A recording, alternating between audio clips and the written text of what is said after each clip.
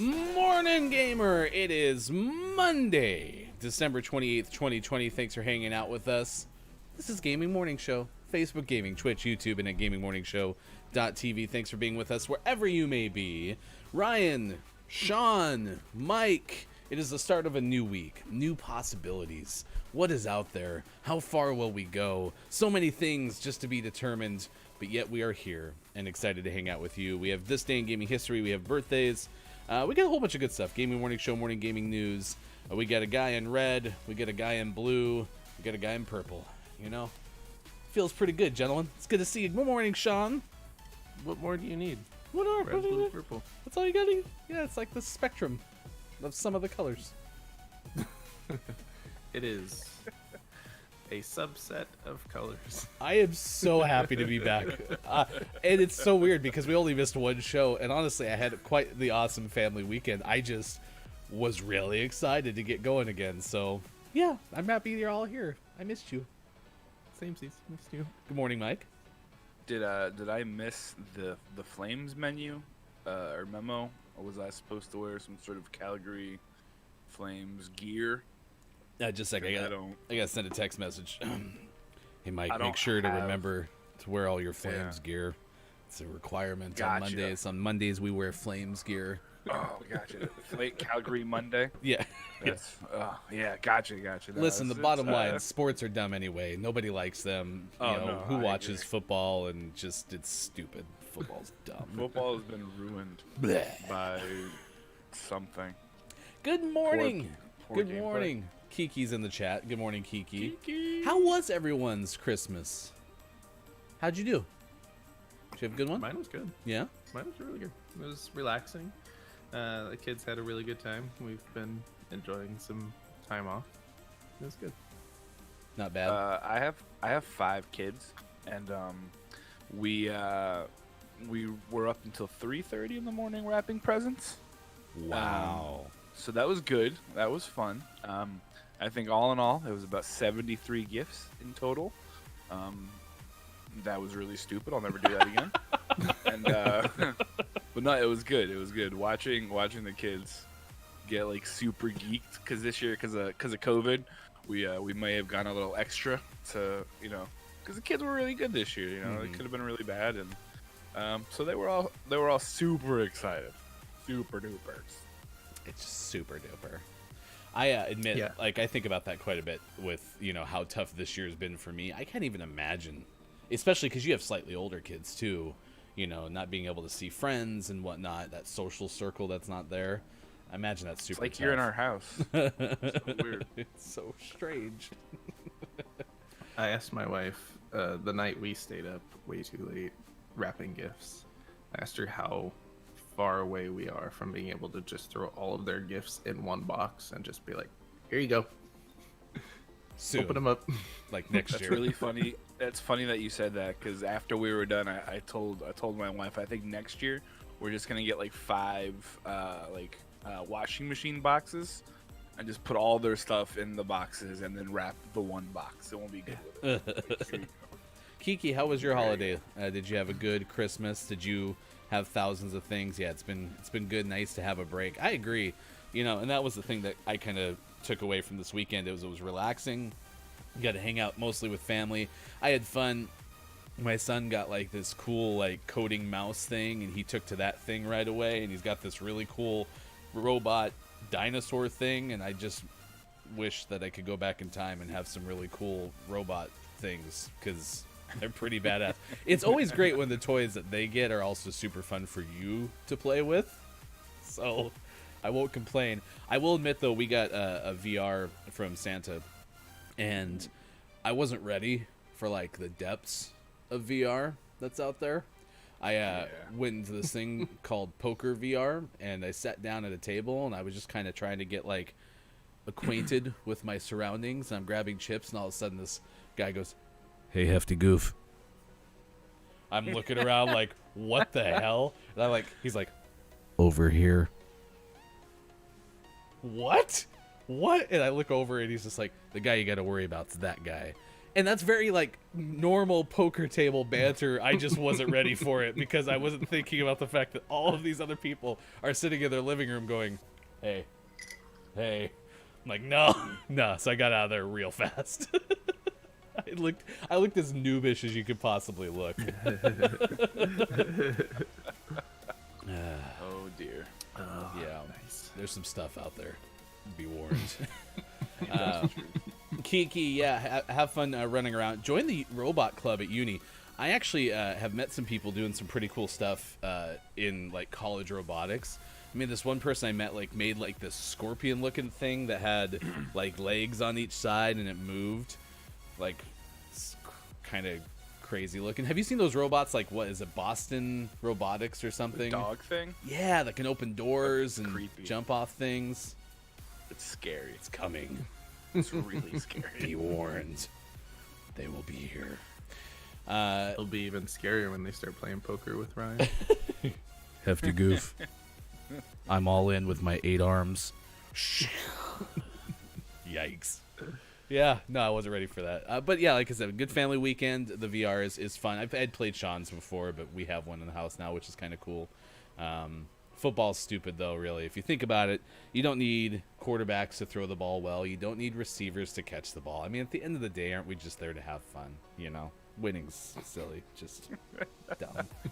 You don't need coaches either that, you know, make really awesome, terrible calls. Who needs them?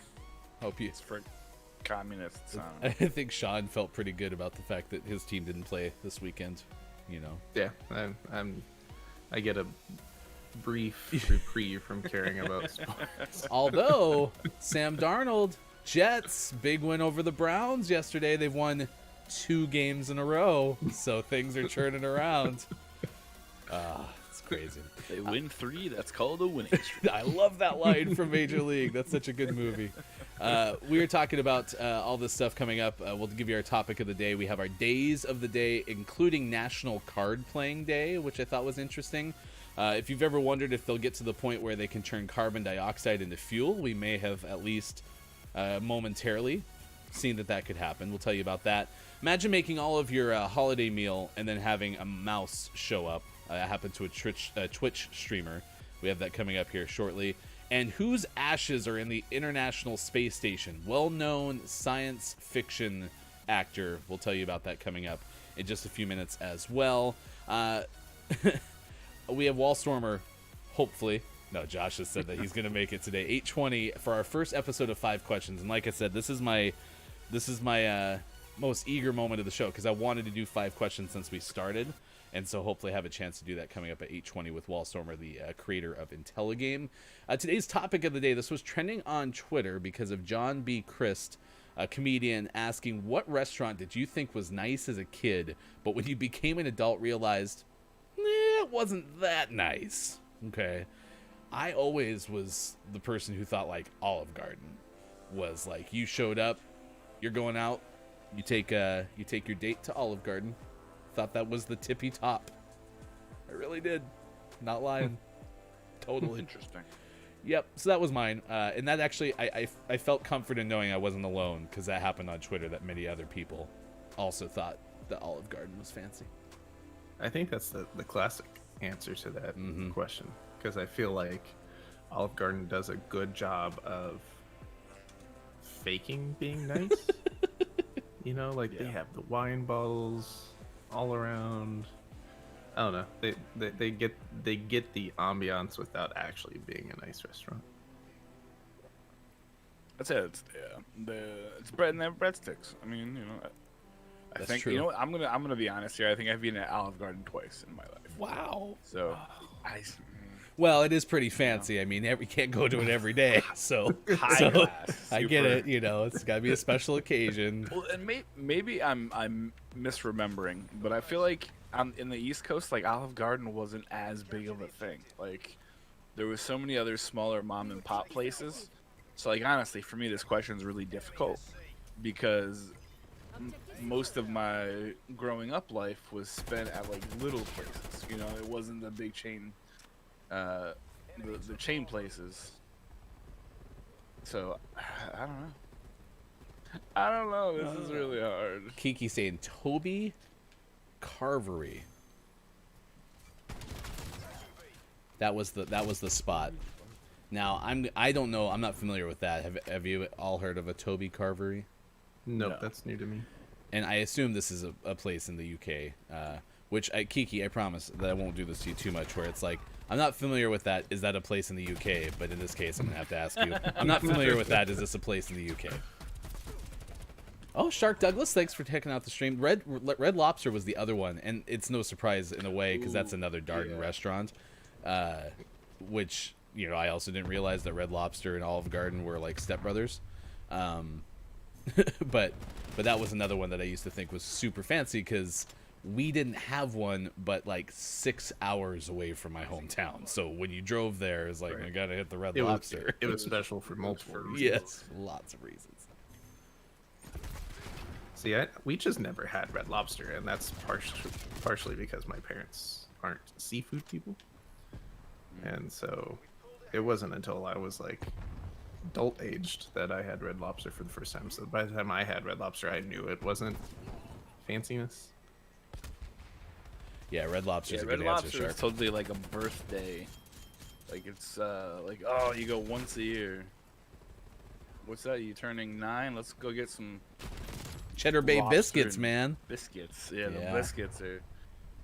My wife always tells me that she would gladly just go drink water and eat the biscuits for a meal. Sunday roast sounds good. So that's like a staple of Toby Carvery is the Sunday roast. Oh, that sounds good. Apparently, Sean and I are brothers-in-law, and apparently our wives.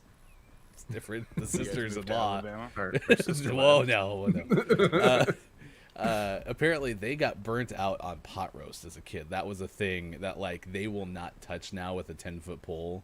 And I used to love pot roast as a kid. It was yummy. But apparently we'll never see it again in our lifetime. Never see it again. Ooh, Shark saying Sizzler, but because it was one thing that you only did once or twice a year. Because I've never thought of a buffet restaurant as fancy, but I have thought of like a special occasion type thing for sure. Special. Yeah. Red Lobster, go there for the Cheddar Bay biscuits. Stay there for the chicken fingers. We took my daughter once and she was like, "Do they have cheeseburgers?" We're like, no, we're at Red Lobster, sweetheart. It's always What's good. sad is they probably do have cheeseburgers. It's Yeah, they probably. do. My mom was like that. My mom wasn't a big seafood person, so she was totally the person that would get the chicken tenders at Red Lobster.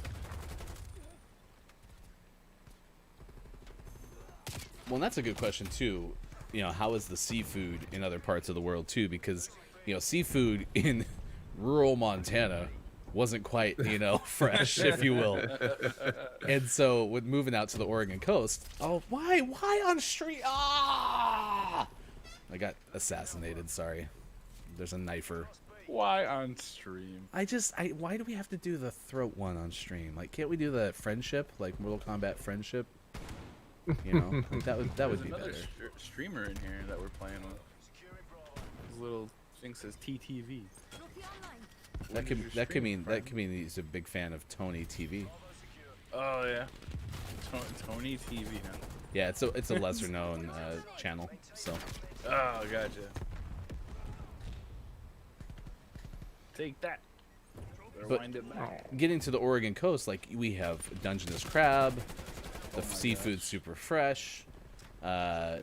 But I'm regretful because I didn't actually realize I really liked crab until I was 20 something. My dad took us to a place in Vegas and we were having steak, and he's like, well, why don't you grab the surf and turf thing, because then I'll eat your crab. I was like, okay. And then it showed up and I was like, I'll give this a shot. What's this king crab you talk of? And I put that thing in my mouth. I was like, oh, okay, I get it. I know it's you. I know all see it's you. Okay. Best play. Good job.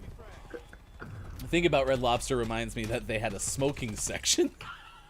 It's so true. Restaurants used to have smoking sections.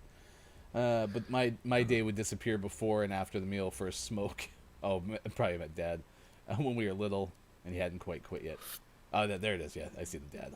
Good morning, Austin Attack. Thanks for hanging out with us on Gaming Morning Show. How was your weekend? How was your holiday? Hope everyone's well rested. We got our Gaming Morning Show morning gaming news coming up after this segment. We're asking you, what restaurant did you think was fancy when you were a kid, and then you realized later on as an adult, not quite as fancy as you thought? This is trending because a comedian on Twitter posted it this morning.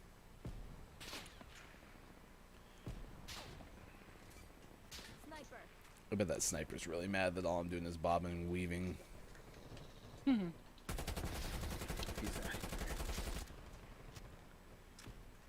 Superphonic is here. Good morning, Super. Hope your weekend was solid as well. We'll have some shout outs to give to y'all here in just a little bit. I kind of took a weekend break from the streaming sphere as well. I didn't watch as many streams as usual, especially on Saturday, because Saturday's become like my day of watching as many streams as I can, because I usually am in the studio working on other stuff. And that's really fun, but I haven't had to work this week, so I didn't end up doing that this weekend. So I probably only watched like maybe 2 or 3 streams total over the weekend, which is super unusual for me. You gave this guy a host though, so I appreciate that. Sure did. And can we have a little bit of a ceremonious Look, It's Maiko is modded on Gaming Morning Show now. What? Yeah, we're gonna have your medal ceremony shortly. So pretty excited for that. Oh yeah, the scope makes all the difference. It's getting so official. It's almost like you like me. So Shark is kind of really describing. He likes me. He really likes me. Shark is kind of describing like my conundrum with sauce, right? Talking about people like crab and lobster because they can dip it in, insane amounts of butter. And that's where like I get frustrated, even with something that actually is delicious, like au jus, when you have like a roast beef sandwich or something. Like, it's delicious, don't get me wrong. But when the sauce becomes like the star, then what's the point of having the food? Because all that bite of lobster tastes like is butter, right? But butter's delicious. That is true. I mean, I'm not going to deny that fact. Butter is amazing. It's a food group, isn't it? It is. Oh, that's a Ow. big napalm strike right on my noggin. That's not very caring, sir.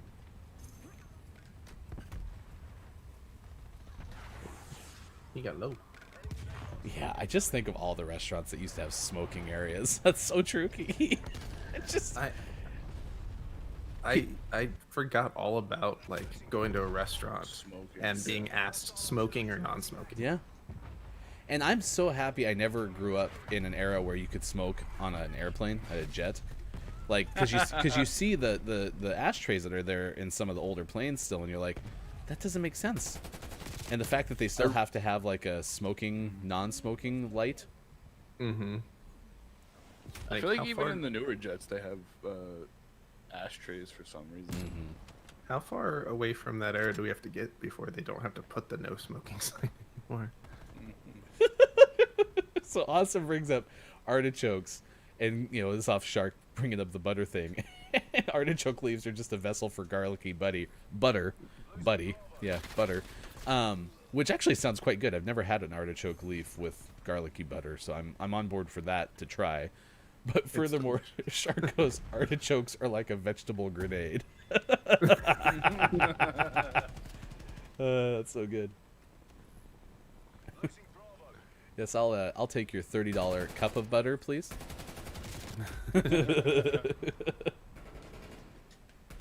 Artichokes are the puzzliest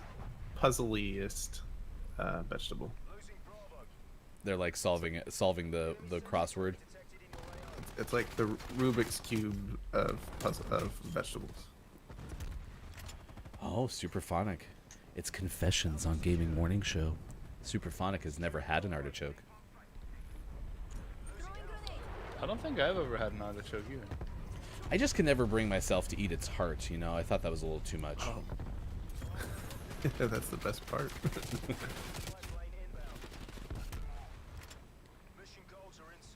I mean, I've had artichokes on like pizza before. Like they come with some of the vegetable pizzas and things, and it's fine. But like I can imagine dipping it in butter. That'd be awesome. Artichokes on a pizza, huh? Yeah. Welcome to the Pacific Northwest. It's good for you though. I would imagine so. Yeah. I mean, I've heard artichokes are like pretty good for you vegetables. I mean, all things considered. So. Yeah, I think so. All right, it's Gaming Morning Show. We are moving into the 6 o'clock hour, halfway through, as we win our first game of Call of Duty Black Ops Cold War. It is going to be a good day. You can follow us on Twitter, all of those places, at WatchGMS for the show. Coming up, we'll tell you about CO2 and jet fuel. I'll tell you the days of the day here in just a sec, this day in gaming history, and birthdays to celebrate. As well, if you have a birthday that you want to celebrate with us, please let us know in the chat, because we would like to have, you know, our birthday celebration that we've had the dancers, Sean, I think, in the back with the balloons for 3 months now. They haven't been able to come out. Ready. Yeah, I mean, we haven't had any birthdays to celebrate in chat yet, so they're kind of getting a little restless. I feel badly that we've asked them to stay so long. We should probably feed them. Yeah. Oh, I thought you were gonna feed them. No. That's probably Mike's job. All right. Who am I feeding? The birthday people that we.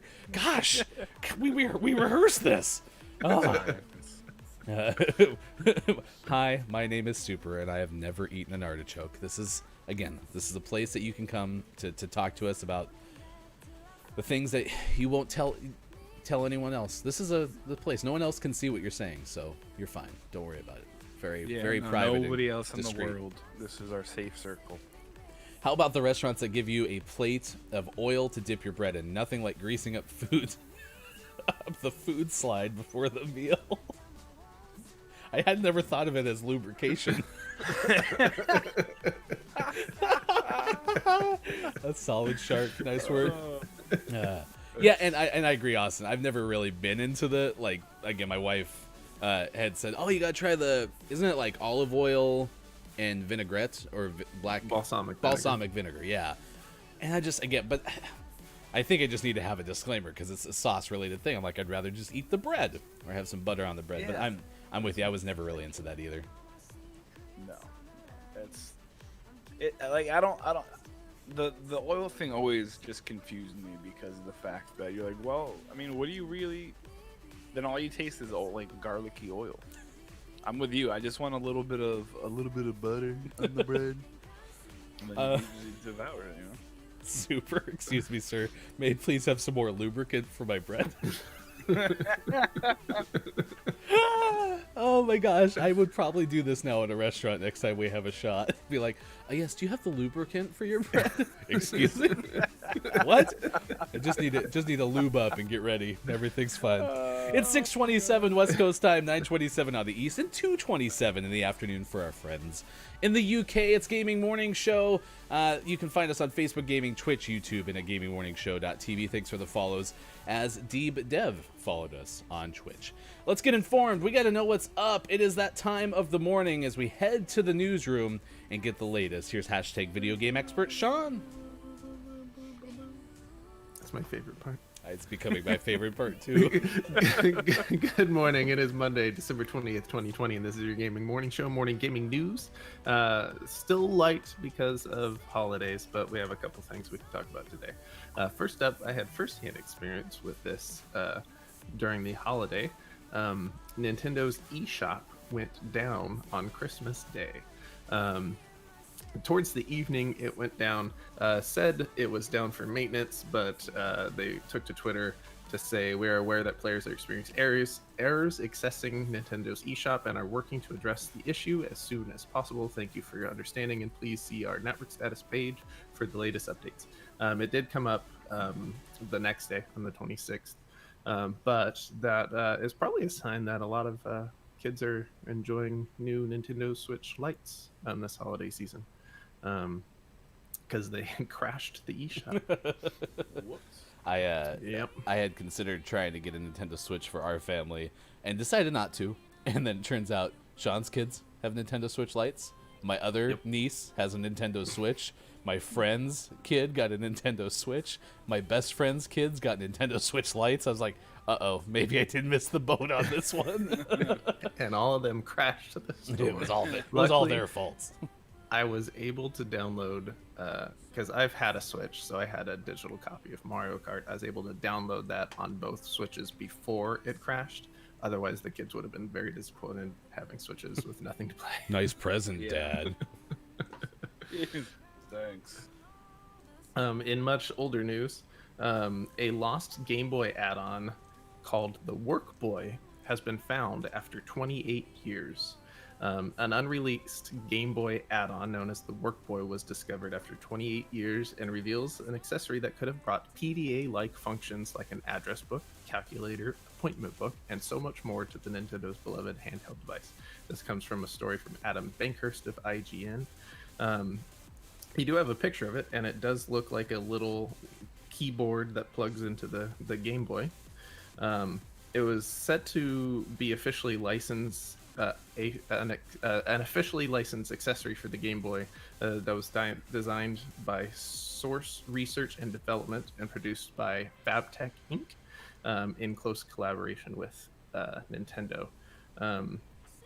It was trademarked in 1992, and prototypes were made, but it never officially went to market.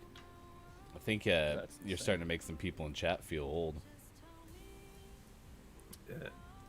Some people are aware now that they are also 28 years of age, and so having a tough time understanding how something's been lost for 28 years for a Game Boy, because we all don't think it's that old, but it is. It's crazy. Yeah, it is that old. No, what's worse is being old enough that if this had come out, we would have been able to use it.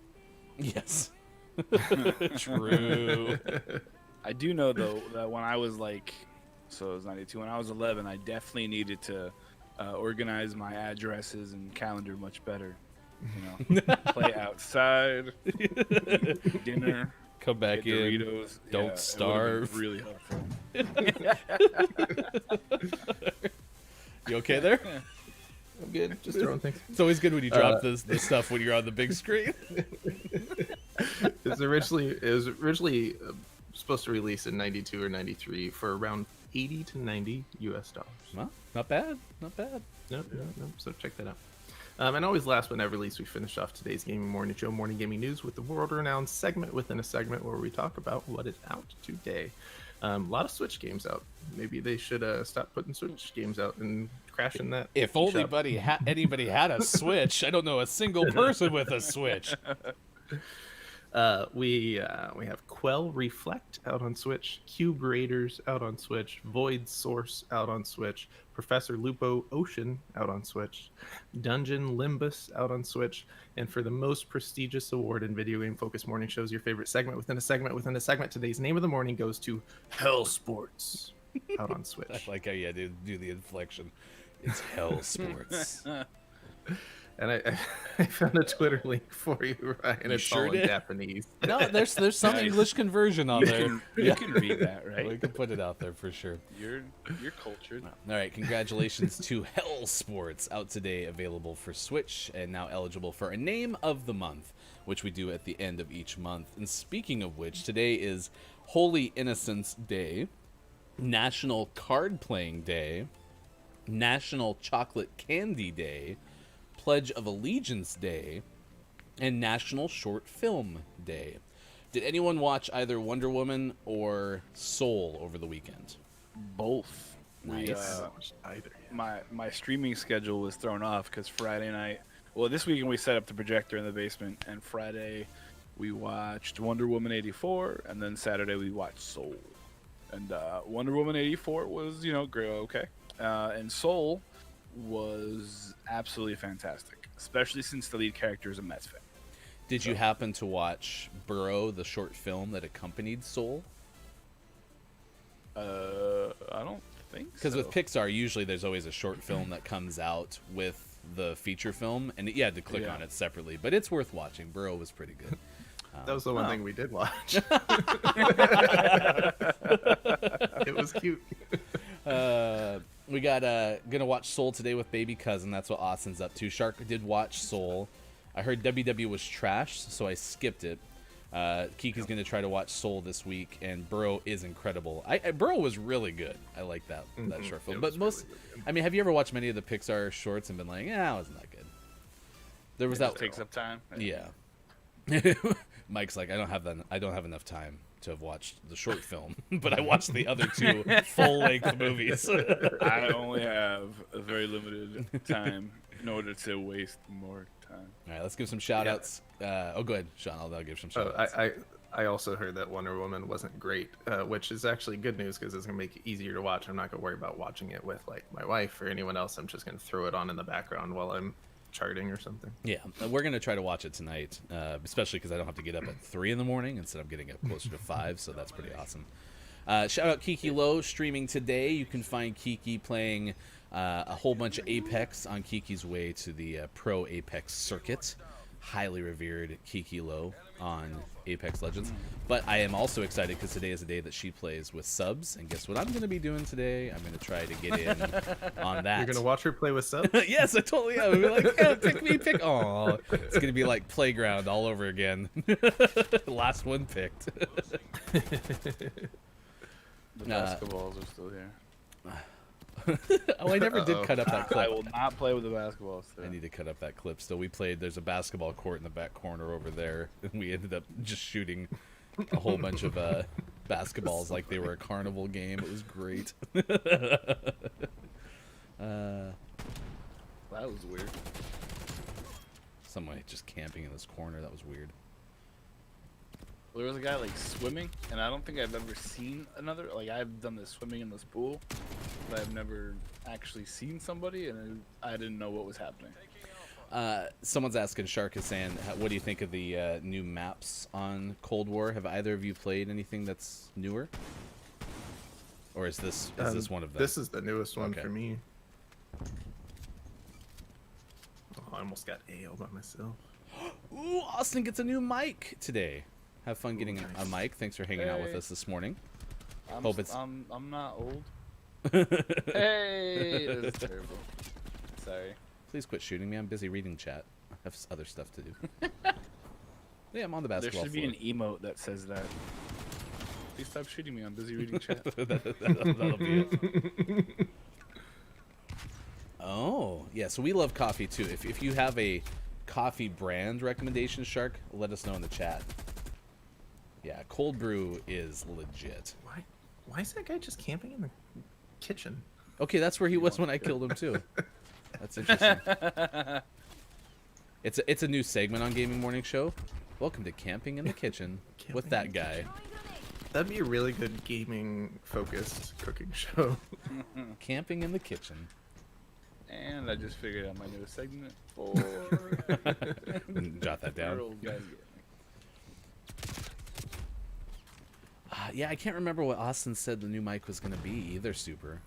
Oh, by the way, if you want to see a legit mic, you should see Super's mic. He's got like, it's a very narrow, but not Bob Barker-esque mic, but it's apparently a good mic for musical instruments, which, you know, I'm sure Sean would appreciate. Bob Barker. Do you remember Bob Barker's mic? Nice. I do. That was just a very quality reference. Thank you. And now I have to find where to get one. Here at Gaming Morning Show, we are only committed to the most quality of references, so... Speaking of Bob Barker, the kids got Plinko, which you can find at Target, and I'm excited to play that with them. Well, apparently, streamers are getting new mics like their Nintendo Switches, because Kiki also got a new mic. Oh, dang. You get a mic, and you get a mic, and you get a mic. You know my favorite mic? I would love to know. It's Myco. Oh, it's Myco! Hey! Look, it's Mike. Oh, Austin, I do hope you get to use your new mic for the finale of Twitch Sings, which we're expecting on New Year's Eve with Chris M.E. We'll shout Chris out, likely showing up in the 8 o'clock hour. We do have also a potential extra guest host tomorrow that I'll tell you about later in the show. But a teaser. Tune in tomorrow. Who will it be? An extra guest host on Gaming Morning Show. And it will not be Santa, so don't Sorry to ruin it for everybody. But if you missed that, He's on vacation. You should definitely go check that yeah, out. facebook.com/gaming morning show, and on our YouTube page too. We had our a surprise visit from Santa. It was so good. But we talked about that multiple times this weekend. Oh, for sure. How great that was. That's awesome. Um, I showed my wife the clip, and she wasn't as laughy as we were. gotta tell Did you, she do the wife shaking the head thing? Yeah. I get Are that you a in lot. my house? I think your wife needs to unlock the box where she keeps the joy. So, Shark, are you a Call of Duty player primarily, or do you play any other games as well? He's a member of Old Guys Gaming. The Rode Pod mic is what Superphonic's rocking now. Is that what it is? Yeah. That is what I would like to get to upgrade to. Okay, Superphonic, or Austin, I thought I remember you talking about the Yeti, so that's the one that Austin's going to be using. Which one did you get, Kiki? What's your new mic? Secure the objective. So Nate's a legend, apparently. I just need to know who Nate is. I love Nate. He's amazing. Nate is literally the best. Better than All the rest. Charlie Coleslaw both offered to send me a mic, which I think is important to say because they are both gems as well. Austin, I haven't built a shout out for you. I'll be sure to do that. Here's the shout out for Super. Had a Super gig a couple of streams ago, which apparently happens when Super hits 100 followers on that milestone. Every 100, there's a Super gig. Played for like 3+ hours. It was really fun. And you can make requests like, play Wonderwall! Oh, I owe you the Wonderwall story. So, my son is 5, and we were walking across this bridge that we have in town, which goes over a river. And my son asked me, well, what's that called down there? Is that an oasis? I said, yes, of course, because I'm a good father, and called the river an oasis. And I said, and son, what do we say to Oasis? He's like, I don't know. And I was like, anytime you see Oasis, you yell, play Wonderwall! So I have my son on video yelling at this river, play Wonderwall! And I love it. I love it so much. It makes me so happy. yelling at the river. Yep. Oh my gosh. One of my favorite subreddits lately is kids are stupid. Wow. That one Okay. is. Okay, you better close the circuit on this one, because right now you don't look so good.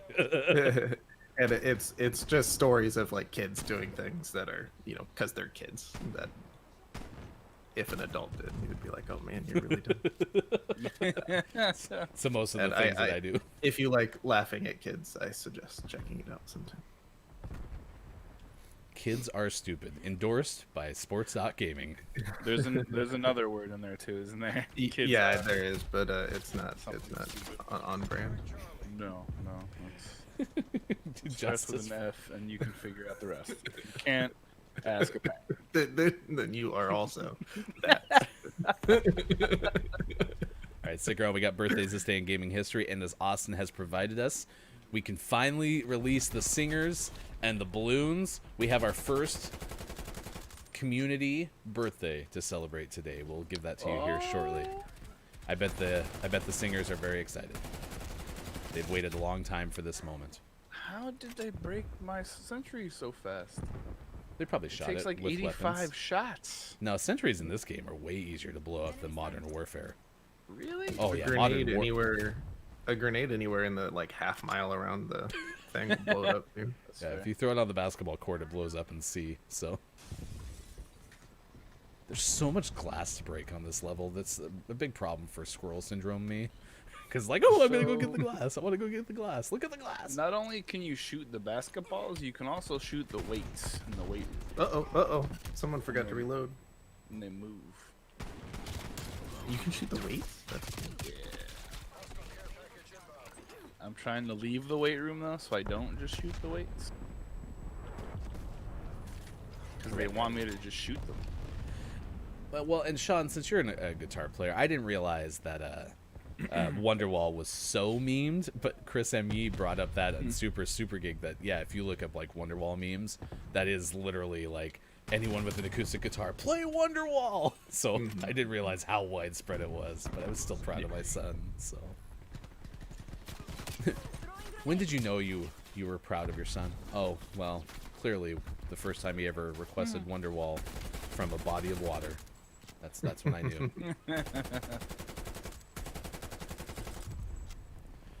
Never had a proud moment after that, but that was the day that I knew. That was the one. Wonder that day when he was 5. Justice for Wonderwall. Oh, hey, Mad Artisan. So Austin explaining Nate is Mad Artisan, who recommended this mic for Austin Attack 12. And apparently, this is someone that we need to connect sports.gaming with, because Sean is a woodworker. He works the wood.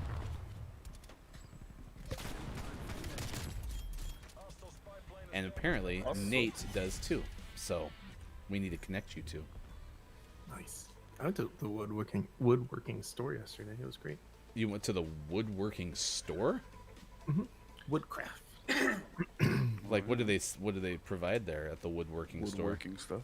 They have all the tools and accessories, and that store has a small selection of wood that's way overpriced, so you don't buy wood there. But I didn't buy much because I can't do woodworking right now, and I didn't want to torture myself with like new toys that I can't play with. But See, I accompanied my dad. Stupid question, but why can't you do woodworking? I mean, is there My like a garage is shortage? 1920th box right now. Oh yeah, gotcha. Just put them back in that room like they were before. That was a whole other set of boxes. Yeah, apparently Nate's like the person who just does everything. Kind of reminds me of our friend Sports.Gaming here, the person who's good at everything. So, yeah, you guys might get along. I'm going to tell you about this story in just a second about CO2 becoming jet fuel. That's coming up right before our birthdays and this day in gaming history. We'll see Kiki again soon. Austin, I'll build you a shout out for sure. Thanks for hanging out with us on Gaming Morning Show. It's 6:46 West Coast time, 9:46 on the East in the United States. Thanks for hanging out with us. 2:46 in the UK. Facebook Gaming, Twitch, YouTube, and at GamingMorningShow.tv. And I will put our YouTube in there. We put our interviews in our YouTube playlist, and we had Kells on from Calico Game. Peachy Keen Games, the name of the studio that Kells and Andrew, I want to say it was a 2-person studio, and we talked about that. Really fun interview, and the thing that I learned the most was the fact that this game was not designed originally to be stress-free. There were going to be a whole bunch of intricate things, and then Kells got feedback like, man, I just want a game that's easy. It doesn't stress me out. She's like, okay, I'll make that. And so you put the cats on the head, and Sean, did you get Arturo to follow suit this weekend? No, he doesn't do anything we want him to do ever. Because he's a cat. He's a cat, yep. At least you don't have big claw marks across your face. So. That's true. We would have known then that he tried.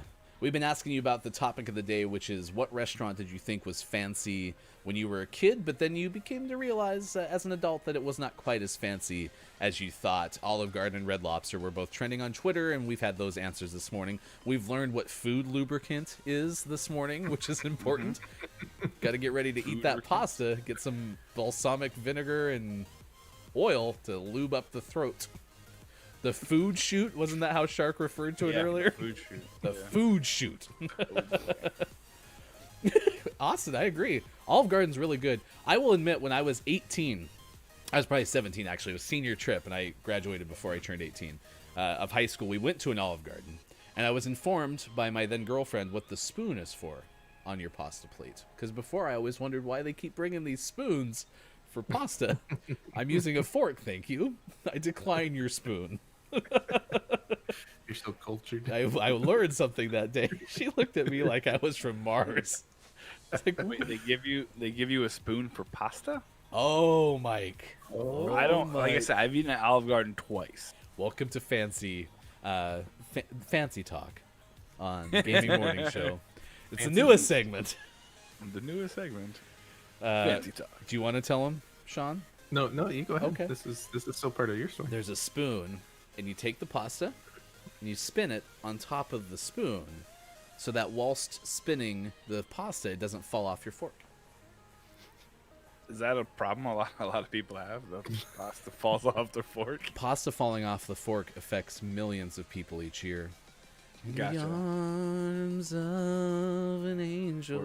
For simply 21 cents per day, You can you also can help keep the pasta on, on the the fork. fork. That's important. So. The arms of. I hate those commercials. God. They are effective. Let's put it that way.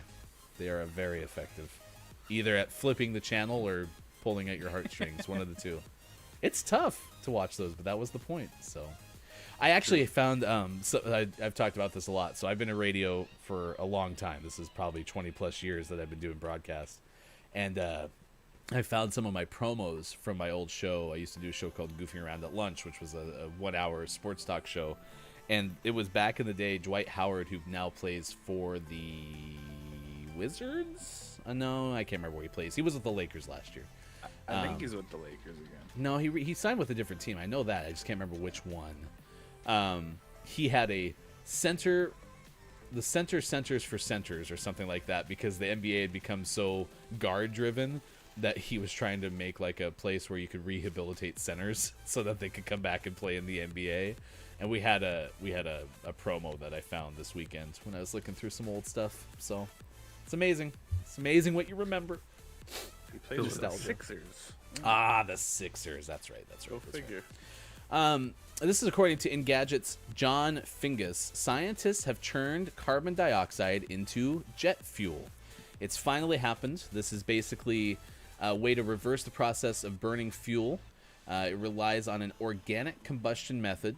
Team heated up a mixture of citric acid, hydrogen, and iron manganese, Yeah, sure. We'll go with that. potassium, You're pretty close. Yeah. a catalyst that turns CO2 into a liquid fuel capable of powering jet aircraft. And apparently it's a very inexpensive, uncomplicated process. It uses very commonplace materials. It's quite cheap. However, as you probably expected, there are numerous challenges to bring this into the real world. The lab only produced a few grams of fuel, so you're going to need a little bit more to fly your 747 for a while. Yeah. But at least it's progress. I'm excited if that could actually be a thing. Yeah, and that's pretty common with any like this sort of discovery. The first thing is like, oh, hey, you can do this, and then the next thing is like, okay, how do we make it efficient enough that we can actually implement it? Mm-hmm. So that's a huge. It's the first step. start. Yeah. It is. I always worry about like what's the repercussions of this though. You know what I mean? Like, okay, well, great, we found a way to get rid of carbon dioxide and turn it into fuel. Then what do we create? Like, it always feels like it's a chain reaction. This exhaust causes zombie outbreaks. Okay, so I can I have finally it on good authority. I can The finally zombies. fly to Fiji cheaply, but it means I have to fight off zombies. Let me think. Yeah. That might be worth it. Yeah, we'll see. 10 trails. 652, 952, and 252. It's time for birthdays and this day in gaming history. If you have a birthday, which we do, in the chat, let us know. We will celebrate a birthday with you. All right, here we go. Courtesy of Austin Attack 12 Gaming Morning Show shouts out a big birthday to Jordan. Bring out the dancers. Bring out the balloons.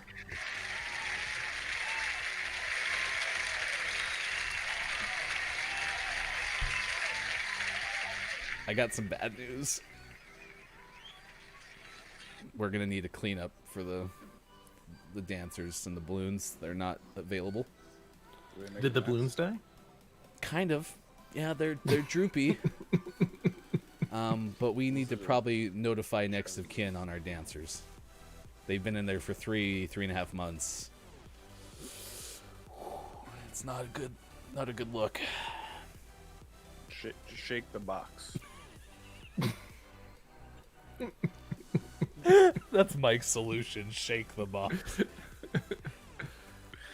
But do we have to flush them? I mean, we We can do a burial, I suppose. Happy birthday, Jordan. Jared. From all of us, but not the dancers. They're not available. Nichelle Nichols celebrates a birthday today. An actress turns 88. Has appeared in a number of Star Trek films over the years. Let's see who else. Maggie Smith, 86, actress that won Oscars in 1970 and 1979. Maiko is going to tell you what those Oscars are for. Go ahead, Mike. She won Oscars for movies such as, hold on, my brain is working. Harry Denzel Potter. Washington turns 66 today. Did you ever see Training Day? Yeah. Of course. Yeah. Denzel was Is that really one? good. Is in that one Training you've Day. seen? I have seen Training Day. Add that to the list. One movie. I got to make a counter for movies I've seen referenced on stream. We've seen one. Seth Meyers, now the host of the later show on NBC 47. What is it? Probably Late Late Show or something like that. But Seth Meyers, former SNL writer. Joe Manganiello, That's correct. He's a big Dungeons and Dragons player. 44 years old today. He's also married to the lady from the show. Wasn't Joe one of the werewolves in True Blood? Sure, yeah, probably. Okay. Who wasn't one of the werewolves in True Blood, right? John Legend, 42. So did anyone see Jingle Jangle over the weekend? Yeah. No. It was so good. I thought John Legend was in the movie. Apparently, he just produced it. I was like waiting the whole time to find John Legend. Wasn't in the movie. Yeah, we talked about this this weekend, and I think both of us were in the same place. It was almost distracting waiting for him to show up, and he never showed up. John. Damn it, John! Show yourself. Actress Sienna Miller turns 39. Back to Jingle Jangle though. The actress who played the granddaughter, freaking stellar, absolutely stellar. Jingle Jangle on Netflix was worth the watch. Singer-songwriter Martha Wash, 67 today. Actor Miles Brown of Blackish is 16, and rapper Rocco turns 41 today. Other historical or birthdays that are still existing. Stan Lee had a birthday on this day, December 28th, the recently passed comic book creator. So, have I seen Flight? You know a movie, Flight? Oh, is that a Denzel movie? I haven't seen that. I've heard about it. I feel like maybe I have actually. Now that I think about it, I'm gonna have to look it up to be sure. Any other birthdays you all want to celebrate from the celebrity list?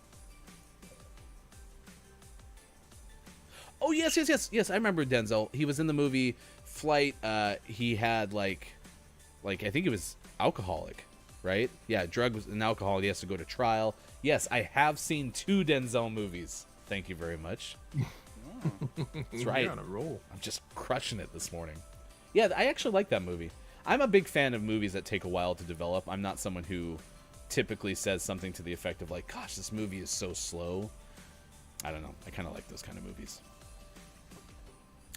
Just from the newsroom, Maggie Smith was won an Academy Award for the prime of Miss Jean Brodie, as well as being one of the people in Harry Potter, and she also stars in Downton Abbey. Downton Abbey. Sorry, not downtown. I thought it was downtown. Downton Abbey. Is that how I you don't say know it? what that means. Okay. Well, it's how it's spelled. Downtton. Oh, gotcha. Downtown Yeah, I Abbey. don't know. So there's some sort of so the girl in Jingle Jangle, her name is Madeline Mills, and her IMDb has some sort of typo because it says she's an actress known for Jingle Jangle, Christmas Journey 2020, The Tiger Rising, and Entertainment Tonight 1981. She for sure was not alive in 1981. Oh god. Today in gaming history, Tom Bundy. It just Al makes Bundy? me, yeah, that's what it makes me think of Married with Children. Tom Bundy scores a world record 4,787,665 on the Kickman arcade game. This was this date in 1982. Still not Wow, as what- impressive as those 4 touchdowns that Bundy scored. What Or can't Tom Polkai. Brady do? I know. That back in 19. Well, it was 1 year after that actress you just referenced was in Entertainment Tonight, 1981. So. We're asking what restaurant did you think was nice as a kid, but you became an adult and realized it wasn't McDonald's or Pizza Hut from Superphonic on the chat. Oh yeah. The Pizza Huts where you could actually go sit down and eat pizza did feel fancy when you were a little kid. Yeah. They had awesome toys for a while. Mm-hmm. I remember I used to have these Land Before Time hand puppets. Yeah, Yep. the rubbery Yeah, hand puppets. yeah, I yeah. had those. They were- I probably still They have were those in like a box. rock hard though. Like you couldn't actually bend were. them. It was like you had to have fists of steel to get them to move. That's why my hands are so strong these days, is because of the Pizza Hut Land Before Time dinosaurs. Ooh, Shark actually brings up a good topic in a way. Shark said, "If I produce a movie, I'm getting a cameo." Makes me wonder, like, if you could make a movie, what movie would you make? Now, that's a different topic for a different day, but that could be kind of a fun one. So we'll keep the restaurant going, topic going. Next hour, I have 10 tools that that this author bought after working in a fancy restaurant. So if you've ever wondered what like the criteria is, what the criteria are for working in a fancy restaurant, we'll give you some tools that you need to have. Wall Stormer joins us in the 8 o'clock hour, our first edition of 5 questions on the show, which I'm super excited about as well. It is Monday, December 28th, 2020, final week of shows in the year 2020, and we are happy you are with us on Facebook Gaming, Twitch, YouTube, and at gamingmorningshow.tv. Back with the second hour in just a bit. Thanks for being with us.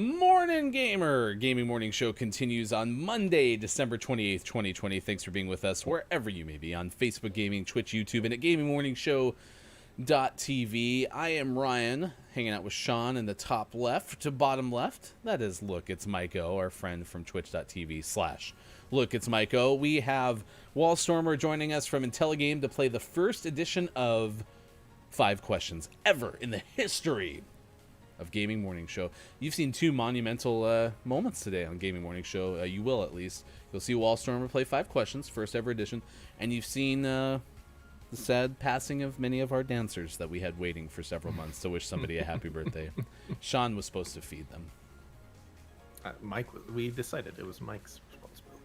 That's true. Fine. Actually, it was probably Ben. Ben was a host on the show. Is a host on the show. I don't know. We don't know where Ben is, but someday Ben will join us again on Gaming Morning Show. Dr. Chick making an appearance in the chat. Hello, Dr. Chick. I am more late than usual, but I'm here listening. Fair enough. Fair enough. We've been giving shout outs. I did agree with Shark here. It is kind of gangster to have appearances in all the movies, as Stan Lee did with all the Marvel movies. It's a pretty strong move. That's a bold move. He was like, I'm going to be in all of them. They're like, I oh, made as an a character? He's empire, like, so- nope, just in them. Just going to be there. Just Hanging out. That's fine. I do like how it didn't matter what studio made the movie. Everyone put him in as a cameo. He even made a cameo in the Teen Titans Go to the movies theatrical release for Teen Titans Go. He made a voice cameo in that even, and that's not even a Marvel property. He was just beloved by everyone in the comic world. What happened to that guy? Really, really blew. They really took advantage of him. That sucked. Mm-hmm. What?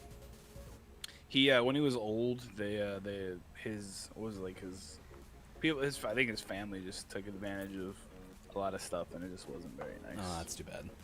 Yeah, there was a lot of like elder abuse type stuff going on. Man, guys, this is a morning show. In What's- more positive news, though, some big news. 33 years ago today, the Teenage Mutant Ninja Turtles TV show debuted. Nice. It's so good. One of the most epic theme songs of all time.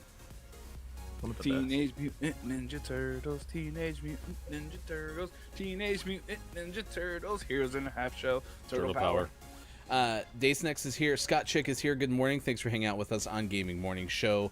Coming up, we have your top 10 kitchen tools that you need, according to someone who once worked in a fancy kitchen, and this is what they bought after that. I'm really came out. excited to hear this. Gonna give a couple of shout outs. We got shout out to Chick, Dr. Chick in the chat already. Dacenex also getting a shout out on Gaming Morning Show. Thanks for being with us wherever you are. Our topic of the day: what restaurant did you once think was fancy, this as a kid, and later on realized, oh, it wasn't that fancy? Yeah. This is a thread that's going on Twitter, and I do want to give Shark an answer. Does a coffee stout count as coffee? Sure. It's got coffee in it, Why not? doesn't it? Sure. Yeah. Drink away. So I had a present to send to you guys that my wife refused to send because she said it was too much. So I've since adjusted, but it's had an addition that may or may not be a type of coffee that will be coming to you. Nice. Nice. We can't wait. We can't wait. We can't wait for that. It combines sports and coffee. Sports. Now I get the butt. Sports.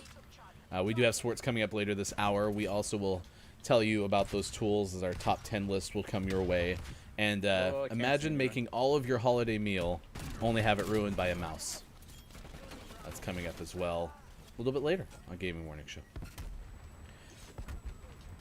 Good morning, John. Thanks for hanging out with us on GMS. Appreciate you being here this morning for giving John 316. You can follow us on any of the platforms like Gonzo Gump did on Twitch. We certainly appreciate that very much. some of the consensus this morning has been Olive Garden was deemed once fancy by many. Although There was a place I realized called Chi-Chi's, which was a Mexican restaurant, or a Tex-Mex. It wasn't actually a Mexican restaurant. And we would only go there for my birthday. And I always was like, wow, this is really special. And then I realized it's just because it was kind of obnoxious and the food was somewhat subpar.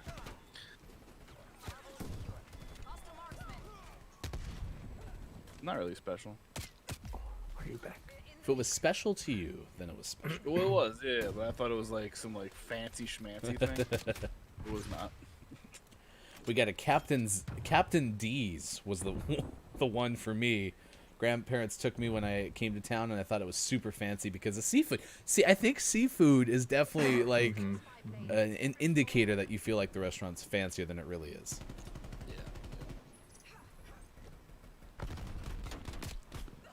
That's a definite, yeah. Because Red Lobster's made this list. We've talked a lot about Olive Garden on this list so far this morning. Pizza Hut. Like I think Super suggested Pizza Hut solely as a joke, but I kind of agree. Like going to the actual Pizza Hut restaurant, Yep. dine-in style, was kind of a big deal. It wasn't takeout. It wasn't just delivery. It was like Was it DiGiorno? Say the same DiGiorno. thing, damn it, Sean. Oh, what are you doing? Sean, why do you got to be so hilarious? Arturo has entered the gotta knock be- things off of the desk phase of the morning. Oh, I'm sorry. Scott Chick did acknowledge Arturo's appearance on the show, so we do need to say hi to Arturo. There is a kitty. That's the official mascot of Gaming Morning Show. meow. Meow. Yeah, that's Arturo. That's our cat. He decided this morning. He was meowing by the front door, which usually I thought he wanted out because he goes outside every morning. And I opened the door and he kind of looked at me and then walked back into the office. And so I was like, "Oh, you want to hang out today?" And then he's been aggressively rubbing on my face ever since. He was lonely. He was. He's a very lovey kitty if it's on his terms. Taste next. Whoa. Red Lobster is fancy.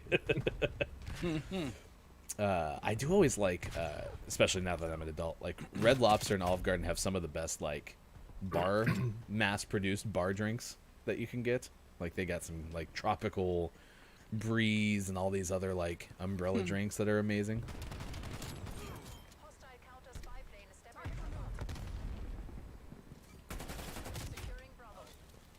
I'm telling you, everybody on this map is a very good shot. Holy cow. Like, I can't survive for but a moment. Hot There are Birdman a is back. few trophy systems. Or sorry, Kiki is back. Birdman's here for the first time. Good morning, y'all. Caw, caw.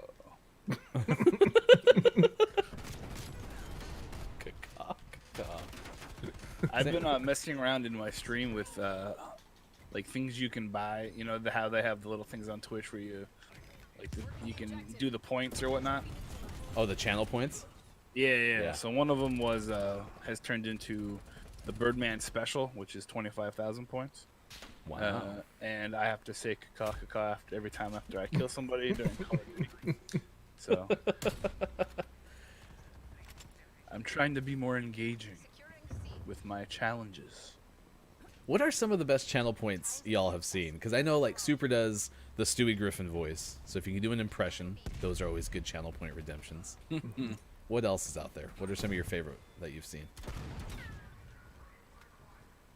I like we actually I just added it, but for Call of Duty people, the first box challenge, where the first box you open up in Warzone is the only thing that you can play with. Like you can reload and get I mean basically that's the only thing you can reload and get more ammo, but you can't change weapons. Oh, nice. So I was like, that's pretty good. I've seen somebody play with like just a riot shield, That's rough. so that's pretty entertaining. Shark say, "What's up, Kuka?"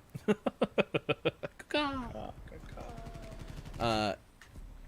Yeah, I like the. I think Super had to sing like half of his songs in Stewie Griffin because his channel points redemption was so low. All right, we got our list of the day coming up in just a little bit. How was everyone's holidays? I agree with Kiki. We talked a lot about ours. A lot of Nintendo Switches went out to the public. Mike, you said you wrapped 4,387 presents. Did I have that one right? Point 0.6. 0.6. Who got the 0.6? That was Mike's only present. That was my present. Yeah, that was the 0.6. That was just a ball of wrapping paper that I got to bat around the living room. I did inform Santa, not the Santa who visited us, but the Santa who brings the actual gifts. What are you talking about? It's the same person. Sorry, it's the same exact person. Yes, absolutely, definitely. By the way, I was watching that clip and my kids saw it on my screen and they're like, "You had Santa on your show?" They were so excited, and I had to explain, "No, that was one of Santa's helpers. Don't actually know the big guy. You know, you guys gotta chill out for a sec." But because of the problem that we talked about in the Gaming Morning Show Morning Gaming News with the Nintendo eShop being so overwhelmed because of all of the Switches, Santa pre-programmed my VR already set up on my Facebook account and already with Beat Saber preloaded just in case that was a problem that we would run into on Christmas Day, and I was super appreciative of Santa for doing that. Well, Yeah, if you thinking. ever give your kids a console, which I didn't do this because I didn't give our kids the Switches. Take it out of the box, get it set up, get it updated, do all that, yeah. and then rewrap it. Yes, absolutely. They will Unless not they're know, teenagers, and they'll be then very make happy. them do it. Man, Mike's gone cold. You do it yourself. Is it really a gift, even though, if you're not care. teaching them to be self-sufficient? I mean, really, if you think about it. Well, our thing is, if we ever give like an expensive thing like that, it's not from Santa, it's from us. Because we don't. I don't want kids being like, "Oh, why? Mm-hmm. Why doesn't Santa love me? He got you a hoverboard and he got me like underwear." No, I've read that, and I agree with that strategy as well. Throwing frag grenade. Hostile artillery. He shot me in the face. Right in the face. I keep 300. getting tomahawked. 300 was way too low. I wonder if Super just talks as Stewie at this point. He's so trained. He's just like, I don't even know what my real voice sounds like anymore. What's happened? Someone top right, over the bridge. Enemy RCXD detected. Okay, Oh, I Super just blew is myself recommending up. the road. By the way, you asked that question. That's been on my upgrade list for a while, but I just wasn't sure. Yeah, Days Next, that was kind of my weekend too. A lot of family-related stuff, a lot less, stream and work. It was just very much a nice, chill day. I got tomahawked. I was wondering why the dude was holding his arm in the air. Looked like the Statue of Liberty. That's Mike. I'm shooting at Mike. Statue of Liberty smackdown. Don't kill me! Don't kill me! Don't kill me! Why are you killing me? Kiki, did you get that tequila opened up? Finally get a break into Mom's gift.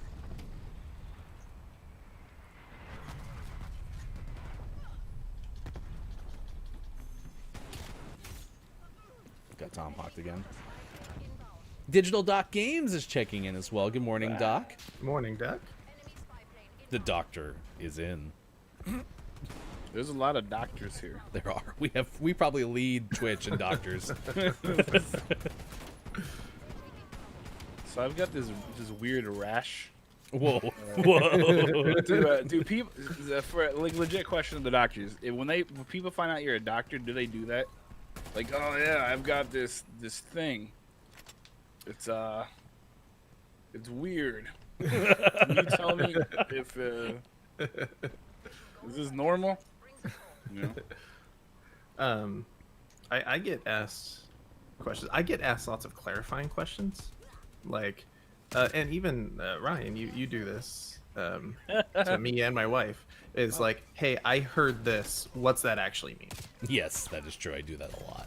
So I get that a lot, and I always appreciate those. Deploying trophy. Over like, hey, I want free medical care, free medical advice.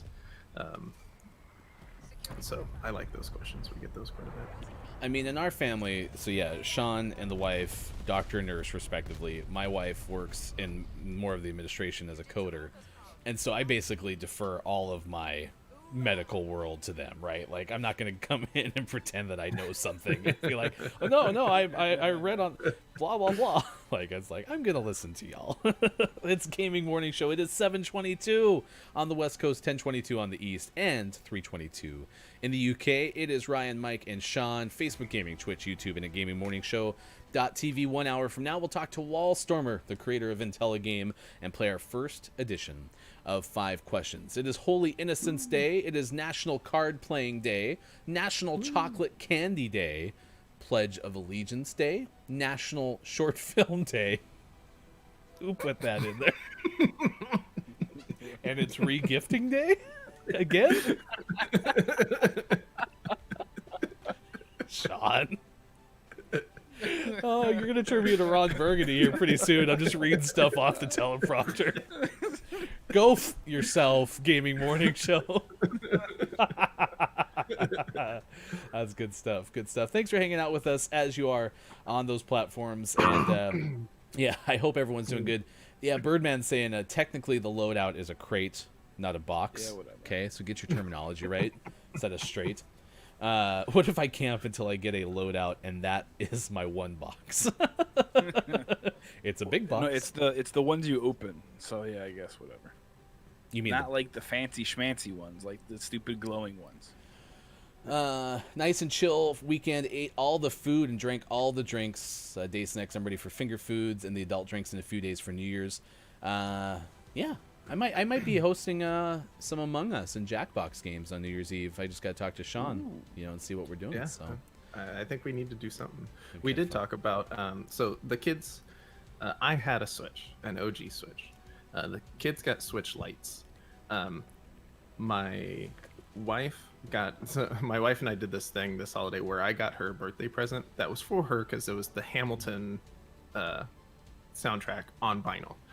We all love Hamilton, so it is something she enjoys, but I'm the one that's obsessed with getting vinyl stuff. So it was for her, but it was also kind of for me. And then she gave me a Christmas present that was Paper Mario Origami King, which we all want to play, but she really wants to play. So it's for me, but it's also kind of for her. So the kids got Switches. I have my Switch. She has this game she wants to play. All of a sudden, she's like, I want a Switch Lite too. And so now we all have Switch Lights. wait, did you? My mom, feeling left out, is also like, I think I need a Switch too. So now all of a sudden, we have so many Switches, and I'm like, Among Us is on Switch. We need to put Among Us on all of these. Ryan and his wife can use my kids as Switches, and we can play Among Us on Switch. We're just gonna basically become like when you went to Buffalo Wild Wings and they had the trivia game that was on those things that you grabbed as you walked in. We're basically Here's gonna Switch become number that. 3 for you, Yeah. and Switch number Yeah, 4 you have for to check it out. It's due back in 3 weeks. I need your ID. Man, the Sean's family is keeping Nintendo afloat. Seriously. Well done. All right, so we were talking about fancy restaurants. We are still asking you, what was something that you thought was a fancy restaurant when you were a kid, and turns out later on in life that you realized, hey, this is not as fancy as I once thought. This is from John Christ, I think, on Twitter. Yeah, we put that link in our Twitter feed, which is at WatchDMS. So it made me think, hey, what's a top 10 list that's around fancy restaurants? I didn't want to do top 10 fanciest restaurants, because you could probably have 10 of them in New York, and 10 of them in London, and 10 of them in Paris, right? You could have them all over the place. So instead, I found an article from kitchen.com, thekitchen.com, kitchn.com. Amelia Rampy, in July of this year, wrote 10 things I bought after working in a fancy restaurant kitchen.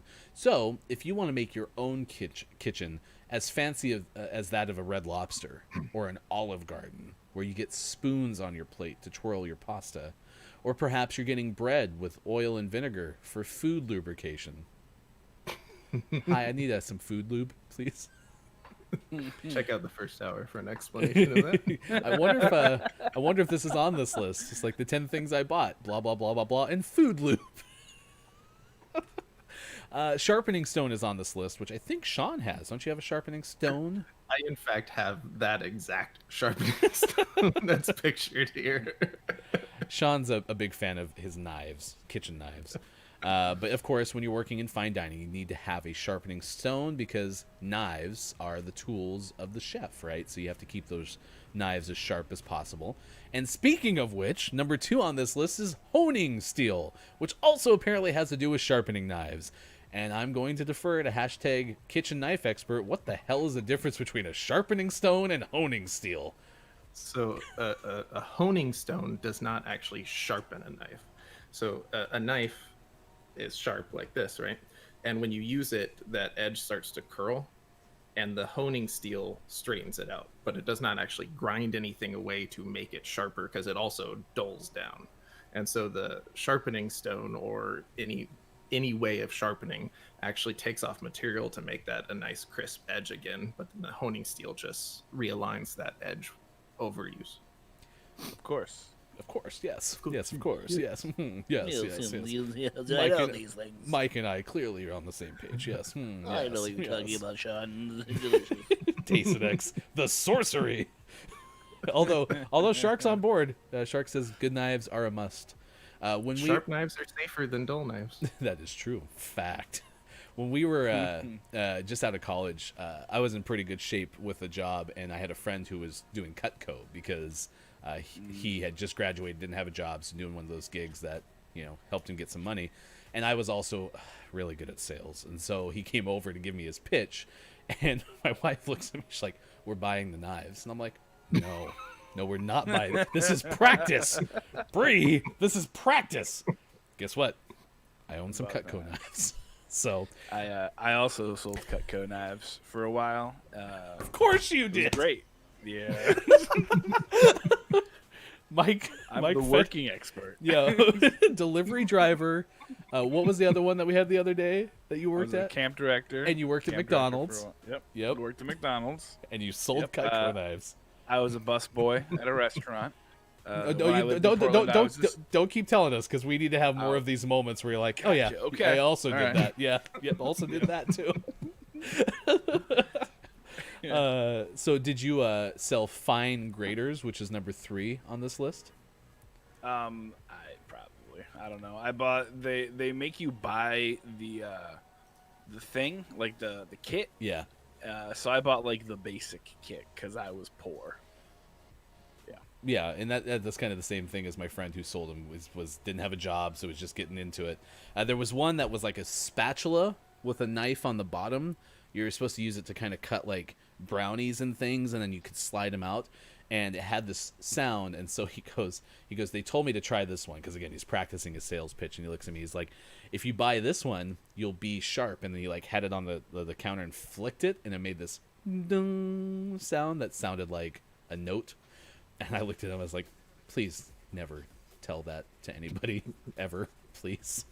And then sure enough, I was telling Sean about that one night when we were playing video games. I went to go get myself a brownie, and I slid the spatula underneath the brownie. It slid up over the pan and cut me in the hand. So yeah, my hand was B sharp.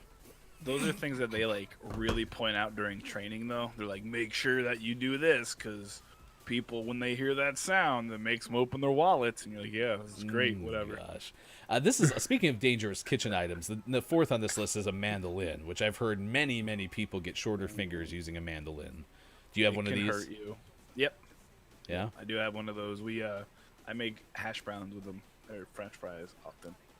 Sean? Yeah. We don't have one, but it's for like a decade been on my list of things to get. Is your cat okay? Did your cat lose its He best is friend? So needy today. PTSD. Is your cat seeking some camera time? Like, do we need to have the Arturo show from 9 to 10 Pacific time and just let him look into the camera, purring into your that's my- microphone? It's my coffee. Oh, he just wants to knock some There stuff it off. is. Yeah. There it is. He wants to. So when we were on break and he first came up here, he was loving on me, and he just sneezes in my face, Oh, which lovely. is gross. So good. Number 5 is sauce spoons on the top 10 things you need to have in your kitchen after working in a fancy kitchen. Sauce spoons are different than regular spoons because they have perforated and regular styles.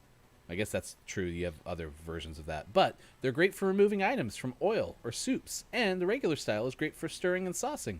The only difference is this one's labeled a sauce spoon, so you have to have another one, and you buy more spoons. What's the difference between a sauce spoon and a regular spoon? This is a Size. sauce spoon. True. True. The sauce spoons are bigger. We've got some of those and I accidentally figured that out. Fish spatula on here. This is just a different type of spatula. It's got wider slats, it looks like. Different type of angle. Number 7, a pastry brush. Because in restaurant kitchens, Amelia writes, the pastry brush is used for more than just pastry at home. I use it to swipe meats with a glaze, brush olive oil onto bread for food lube, and apply an egg wash to dough. Deli I have a containers. plastic one of those. Oh, one of those. Instead of brushes. like the paintbrush looking one, the because hair silicone comes ones. out all the time. Yeah, I really prefer the hair ones, but they're such a pain. They're a pain to clean. They're a pain to use because if you get bristles in there, it's gross. The silicone ones are way better, but Deli containers, reusable containers. They look very much like the container that you get your Tupperware. curry in from the Thai restaurant. it sure does. That makes sense, though. Masking tape is number 9. So not only do you get brushes that look like paint brushes, but you get masking tape, which you use to paint with. Wow, okay, this is verbatim. I cannot express enough just how important it is to label and date your food. As a person who keeps multiple types of stock in my freezer, knowing exactly what's in the containers and how old they are is really important, which segues into number 10. And we have learned more about the correlation between handymen and kitchen utensils. Number 10 is Sharpie. You need to have a Sharpie. This is one of the top 10 things that Amelia bought after working in a fancy restaurant kitchen because the masking tape is useless if you don't have a Sharpie. I have a problem with 9 and 10. One of my favorite games to play with my wife is, hey, do you know when we made this? Because it helps to keep the mind crisp. And then also you sniff it and, we did that with ham this weekend. We're like, how long has it been in the fridge? Like, I don't know. When did we buy it? Like, 2 weeks ago? I'm like, I don't know. So it's a bonding moment. So this takes away the bonding. Coming up later on Gaming Morning Show, we play How Old Is It? It's a community game. So going back through this list, you could just double this as almost a list for like garage items. That's what I meant. The sharpening stone could use to sharpen, chisels or plain blades. The steel, the honing steel, not so much. The fine grater's just a rasp, so you could use that. A rasp, yes, of course. The mandolin, not so much. The spoon, not so much. The spatula. But then we're back with the paintbrush. Tupperware containers, deli containers. You could put some small items in there. Masking tape and Sharpies. So, Well, the fine grater you could the mandolin you could totally use to like shave down kindling. Get some of that fire starter in there. True. So there you go. I'm a fire starter. And then sauce spoons, you're gonna need it to like stir your paint to put on the paintbrush. Shark Impulse COVID purchase worked out great. Some new hybrid non-stick pans. Shark also a big fan of mandolins, although acknowledges that they're dangerous. It's like a deli slicer for sandwich garnish. Dacenex summarizing that basically sauce spoons have sauce on them. Regular spoons are just empty. Correct. Nailed it. Sauce spoon comes filled with sauce. Digital Doc. I just had rotten milk this AM. Oh, that's the worst, especially early in the morning. Hold on. Shark said, serrated spoon is a wish? Why would you need a serrated spoon? We will take this objective. Aren't those like melon spoons? Is that what you're talking about? Oh, I see what you're saying. Like, yeah, that's like a grapefruit spoon. Yeah. Yeah, that's true. Is that the same thing, Shark? Different things? Dacenex calls it the sniff test instead of using that because Dr. Chick brought up Sharpies and said, hey, you need Sharpie and blue masking tape to write down when it was open. Very important. Dacenex says, that's too much. I just scratch and sniff.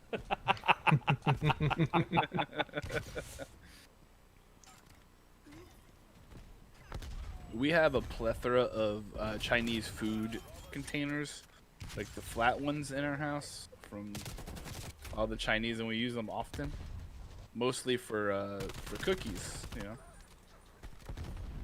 Oh, Yeah, see. we have like a ton of those, and that reminds me. I think we're gonna have Chinese for dinner tonight.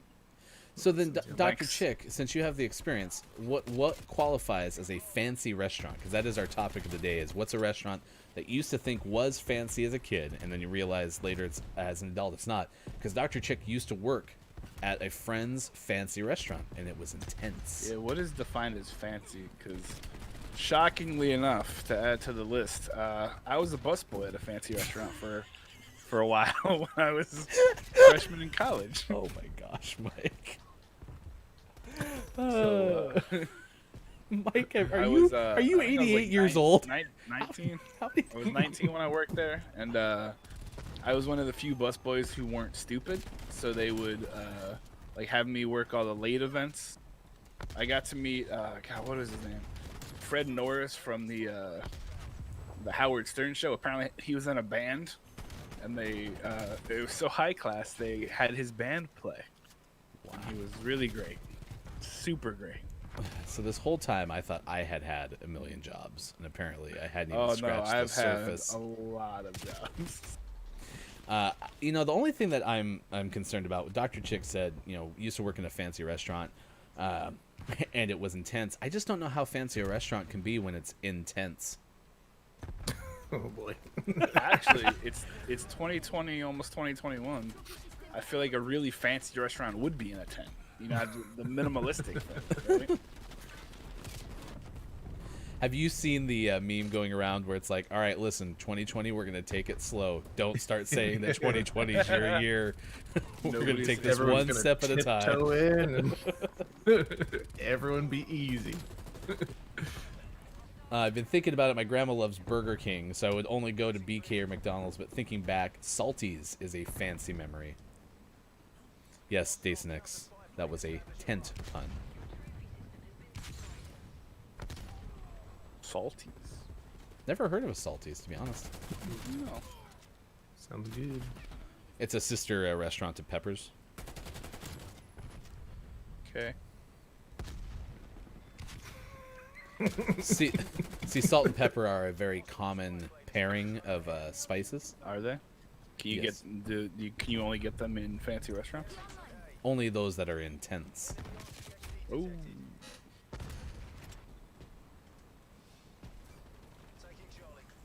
Yeah, Digital Doc. I feel bad about because I smell milk almost every time that I go to pour it, and I haven't had like chunky milk in a while, so Gross. it really is. I don't know if there's It's a worse delicacy in some textures than gross milk. Oh gosh, someone's setting up a sentry.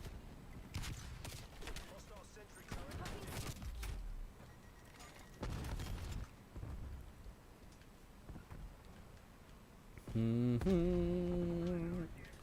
do do do do do do do do do do do do do. Running over here, don't shoot me. I'm actually quite friendly. Uh-oh, I got shot. I'm really scared. Putting down the trophy. Oh, got it. Yeah, I'm not familiar with Salties. Anyone else know Salties? That's a new one to me. Is Dr. Chick is a Pacific Pacific Northwestern. Northwestern, yeah. right? Is that a Well, that's what I'm saying. I've never heard of it. yeah? And we live here. Do you? Or do we? The truth revealed on a future gaming morning show. We're secretly from London. That's why we're doing the afternoon drive. We're straight up at some point, though, going to take Gaming Morning Show on the road to London. And we are going to do an afternoon drive Gaming Morning Show, which will be so much fun. I cannot wait to do that show.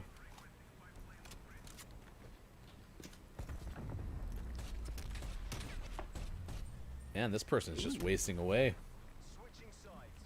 Yeah, there's one in Portland. There's one in Seattle. I didn't finish the tease. It's sports coming up after this. Not after this game, but later on in the hour. we also didn't lament the sadness that we have that we no longer can do beer of the day.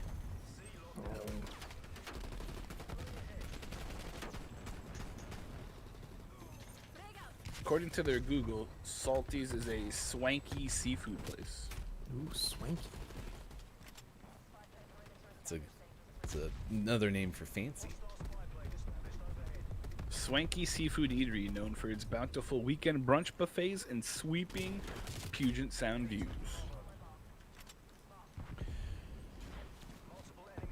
I mean, I can see how that. I mean, that sound. I bet again, it has to do with seafood. It sounds like the linchpin here is seafood. Yep. Seafood's so pricey.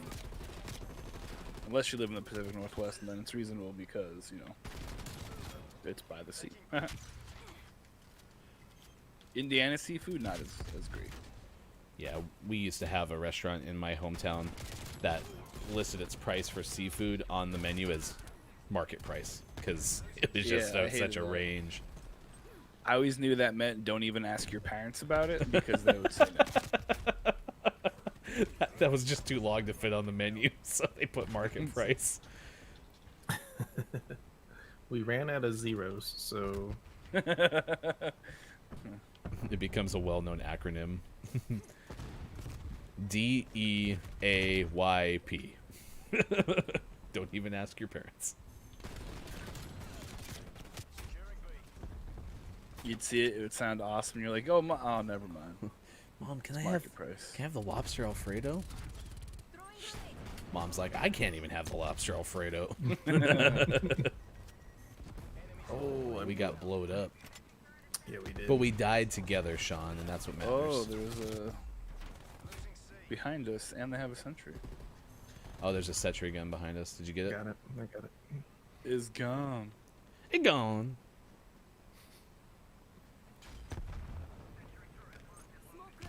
This is like the most serious game we've had this morning. That was stupid. Yeah.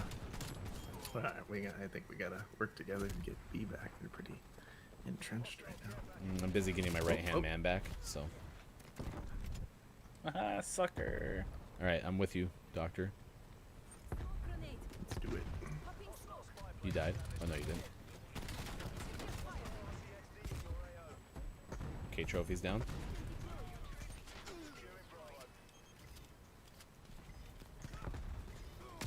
Damn. Oh, I don't know. Oh, far end of the A side. Ah, it's a grenade. Oh, what kind of coffee are you drinking this morning, Day? Also, if Day is not an appropriate abbreviation of Days Next, let me know. But for some reason, I made your shout out this morning and put DAE, and so all I can think is Day at this point. Napalm coming to B. Did either of you get any fancy coffee for Christmas? All right, B should be clear. Negative. I didn't. Santa did put some of our favorite chai in my stocking, so that's Nice. cool. Oh, why am I reloading? Oh, I ran into them. That was bad. Load last checkpoint here on Gaming Morning Show as well. Hope the podcast recording went well yesterday. Episode 69 of the podcast. Nice. Will it debut on 420? No, it's out. And It's you out. can It's out. complete the teenager terrible joke thing. It's out tomorrow, Mike. Don't be ridiculous. Sorry. Jeez. Sometimes I forget that I'm a grown up. Do you? That's what we love about it. I'm not 40 yet. All right, so let's cool it down a little bit. That is the one advantage of being the youngest. Is it's helped me realize that I get to make fun of most other people who are turning 40 ahead of me. I'll be 40 in September. But that is not today. Oh, we got King's Coast Coffee. That's Darkness's. Darkness429 on Facebook. Bayman's Blend. It's freaking nice! And has a smooth but smoky hint. Nice. Yes, I am going to at some point try King's Coast. I have not done it yet, but I will. Oh, they're coming from the other side. Seaside? we flipped some spawns. Speaking of seafood, they're coming from Seaside. Ah.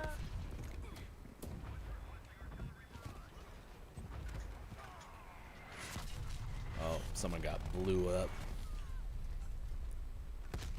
Victory's close. Close, guys. Hang on. Just hold on. We're almost there. This is not the song that I intended to sing. One more day.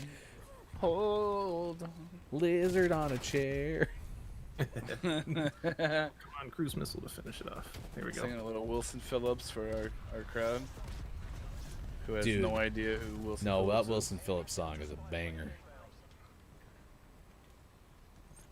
All right, good win, boys. Good win. Oh, actually, we are going to do sports. It already got that game was pretty long because I looked down. It was 7:41. I was like, oh, we're going to be able to fit in another game, but nope. We got to do sports now. Let's see what do we got. My little sister got me a gift card, so that's good. Ben, some shocking things that traumatized me, but overall it was good. Just playing down the trauma. It was really tough, but everything was fine. Everything was good. I'd only heard of them when they made the Huntress blend for the show RWBY. Anyone know what the show Ruby? Ruby, it's from Rooster Teeth. Oh, okay. That's like an anime, right? Yeah. No? I think my 18-year-old is. I'm not really sure. There's a lot of animes out there, and they're all really confusing. Yeah. My in a similar vein, my kids have been getting really into Pokemon, which they used their Christmas money to buy Pokemon Sword and Shield for their Switches. And so they've been playing it nonstop the last 2 days, and they'll run up and be like, I just got so-and-so, and I'm like, cool. I thought Totally you know just who threw that balls is. at people. There's a sword and a shield? Yeah. Man, way out of touch. Your knowledge of Pokemon is evolving. Okay. 7:49 West Coast time, 10:49 on the East, and 3:49 in the UK. Thanks for hanging out with us on Gaming Morning Show. A couple of shout-outs to throw out at you. That's digital.games. Make sure to follow the YouTube. Shout out to Dasonex as well for hanging out with us on Gaming Morning Show. We had a question, load last checkpoint. Did you get anything really cool from Santa? The reality is, Joel, after Thursday's show, we got the only gift from Santa we needed, which was a visit on Gaming Morning Show. That's what I'm saying. Best Thanks, Santa. gift ever. He locked me in the bathroom though. I was very upset. Anyone? Couldn't get out. I didn't get to see it. Yeah, Mike was just gone that whole time. What a strange coincidence. Ridiculous. If you are on Facebook, you can follow us on facebook.com/Gaming Morning Show, and we do have a clip of Santa showing up on our show there. It's also on our YouTube page as well. So really, at the end of the day, did we need anything else, Sean? I didn't need anything else. I was satisfied from Santa. Yep. When are we gonna have a Beat Saber stream? Ooh, I want to see that. Let's go right now. Let's do it. All right, see you guys later. All right, everyone, look, it's Michael. Wave goodbye. Today at 8:20, so we're about 30 minutes from now, we'll talk to Wallstormer from Intelligame. Right now at 7:50 in the morning, it is time for sports. We have a whole bunch of NFL games from yesterday. The bottom line, sports are dumb and no one should watch them. But the Broncos lost 19-16 to the Chargers, which was sad. Let's see, what else happened? Yesterday, the Jets beat the Browns. That was a tough loss for Cleveland. Also with the Steelers beating the Colts. That means the Steelers win the AFC North. 23-16 Jets over the Browns, and 28-24 Pittsburgh at home over the Colts. Baltimore beat the Giants 27-13. Chicago continues to win 41-17 demolition of the Jacksonville Jaguars on the road. Cincinnati 37, Houston 31. Chiefs secure the number 1 seed in the AFC, 17-14 win over Atlanta. Carolina beats the Washington football team 20-13. Dallas over Philadelphia 37-17. 34 unanswered points scored by the Cowboys. And that means it basically comes down to Washington, Dallas, and the Giants for the NFC East. The Eagles are eliminated. Seattle beats the Rams 20-9, and Green Bay, a big ol' win, stays in the driver's seat for the NFC's top seed, a 40-14 win over Tennessee. Tonight on Monday Night Football, you can find out more at MNF Pod on Twitter. A Buffalo at New England matchup coming up. The Buccaneers on Saturday, Superphonic. A big day from Tom Brady as they took down the Detroit Lions. San Francisco and Miami won as well. Tommy! I would like to congratulate the Jacksonville Jaguars for sealing up the number 1 pick in the NFL draft and winning the Trevor Lawrence sweepstakes. Roger Pack your Federer. bags, Trev. You're going to Florida. Roger Federer is out from the Australian Open. He continues preparing for a return, but 5-time Australian Open runner-up Andy Murray has been given a wild card entry. This was the most obscure sports story. This is from the Associated Press. Stephen Curry made 105 straight three-pointers from the same baseline spot to finish practice Saturday. Okay. Apparently, the Warriors say they captured the final 103 on video at the Bulls practice facility. Curry's shots were counted by his longtime shooting man, which is apparently a job, assistant Bruce Frazier, and coach Steve Kerr only heard about his shooting afterward. Curry finally missed, pumped his arms, and yelled in delight. That is a verbatim story from the Associated Press. Yelled in delight. I hope it was like that too. Woohoo! I'm great at shooting threes. Oh man, yeah, that was really weird. That story, but it's amazing. It's just the fact that made like the Associated Press wire, which is kind of crazy to me. My follow-up question is, was he woohooing because he was excited that he got so many, or that he finally missed so he could go home? It's like, this is getting exhausting. I got a game to play. Come on now. By the way, Dason X, big fan of your cat. Me too. He's very lovey today. He's Tried to eat clingy the microphone. for sure. And I get no warning when he's about to jump up here. It's just all of a sudden there's cat. Cat. I need to make like one of those Batman 1960s graphics that's just like flashes on the screen. Cat. right in your face. This section of sports, things that have been canceled because of COVID-19. That includes the Music City Bowl between Missouri and Iowa. Jay Wright, the basketball coach for Villanova's men's basketball program, has tested positive, so the number 5 Wildcats have paused basketball activities. And Syracuse has paused all women's basketball activities because contact tracing is underway when a positive COVID-19 test was confirmed within the program. Lionel Messi won't make his decision on his long-term future with Barca. Did I say that right? Barca? Yep, Barca? Barcelona. Yeah. Barca, that's fine. 33-year-old says, quote, "There is no money," unquote. Don't know what that means because I didn't copy the rest of the text. Basically, long story short, is he has the opportunity to opt out of his contract at Barcelona to go play somewhere else, and he was going to move somewhere this summer, decided not to, or whatever, and now he wants to go to maybe MLS. Who knows? Ooh, when I root for Timbers. And then some sad news, and I was disappointed to see this. I don't watch enough college football to know about this person, but it's sad to see this happen. Ty Jordan, freshman running back for Utah, died, accidentally shot himself on Sunday. He was the Pac-12 Freshman of the Year, and the university officials announced Jordan's death on Saturday. So super, super sad that someone's gone too quickly. And, of course, another chance to reiterate gun safety. So, yeah, super sad. And condolences to the Jordan family. Let's close out with this in this hour, and then we'll come back with Wallstormer in the 8 o'clock hour. Twitch streamer had their Christmas ruined by a mouse. This according to Frankie Delphin of Game Rant. Apparently, the Twitch streamer Holly Cannabis, excuse me, was making a Twitch stream feast, doing a whole bunch of stuff in the kitchen.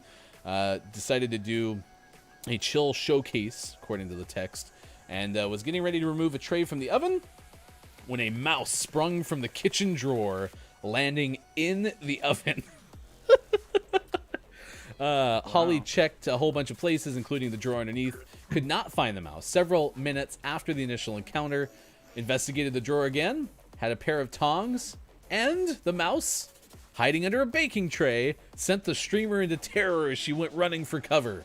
Shortly after, a distressed Holly looked into the camera and she exclaimed, "Guys, I'm terrified. What do I do?" Ended up just deciding to leave. Ended up hanging out with a friend for the holiday, stating that she had to throw the house away. You got to burn it down and start over. That's unfortunate. Sorry, Holly. Joel, the mouse, is just trying to get its poggers. Oh, yeah, that's a good point. Joel pointed out the Mavs beat the Clippers by 51 points. It's the largest loss, or second largest loss in Clippers history, which, if you know much about basketball, especially the Clippers, takes a lot to have one of the worst losses in Clippers history because they are very, especially historically, good at losing. So that's a lot. Sorry, Holly Cannabis. Sorry that you had to have your day ruined. It reminds me of like my Christmas tree that had hornets in it. It's like, oh, this could be a great Christmas. I can't wait. Threw it out. All right, stick around. We'll tell you which remains of a very well-known sci-fi star are currently aboard the International Space Station. We'll give you the CO2 into jet fuel story again. Wallstormer from IntelliGame coming up in the first edition of 5 Questions on Gaming Morning Show. That's Mike, bottom left. That's Sean, top left. I am Ryan. It's Gaming Morning Show, and it is Monday, December 28th, 2020. We're on Facebook Gaming, Twitch, YouTube, and we're back in a moment. Check us out, gamingmorningshow.tv.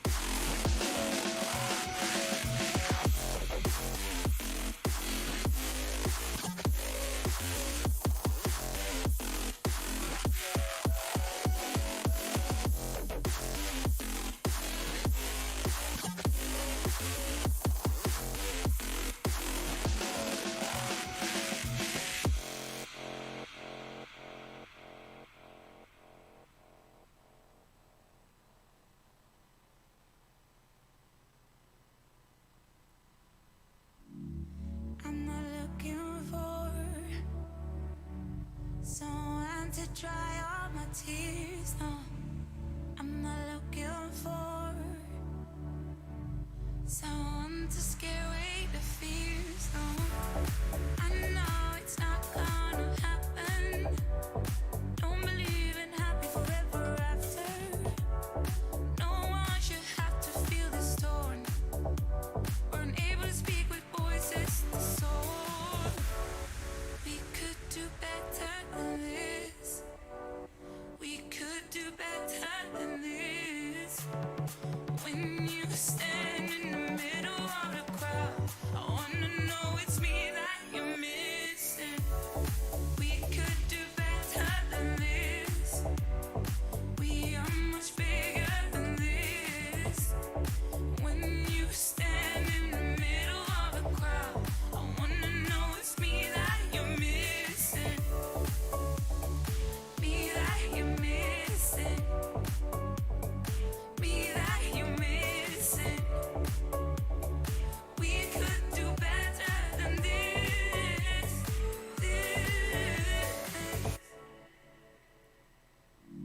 It's not that you're not strong, or that you know what I need. In the past I played along, so devoted I lost parts of me. This time it's not gonna happen. Don't need happy forever after. I let go of past if you do too. To leave now would be running from the truth. We could do better than this. We could do better than this. When you stand in the middle of the crowd, I wanna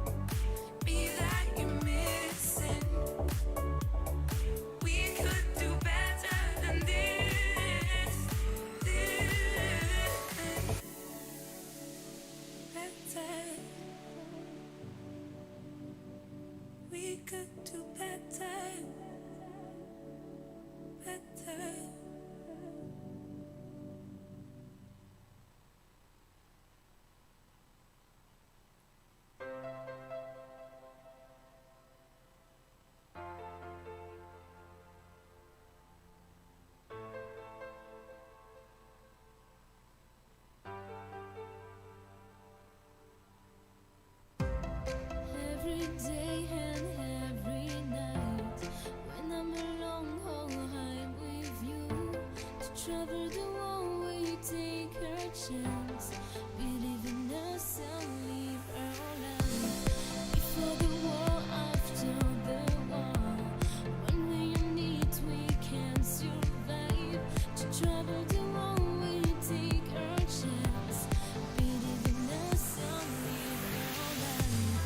Believe in us and leave her alive. Believe in us and leave her alive. To trouble the one way you take her chance. Believe in us and leave her alive.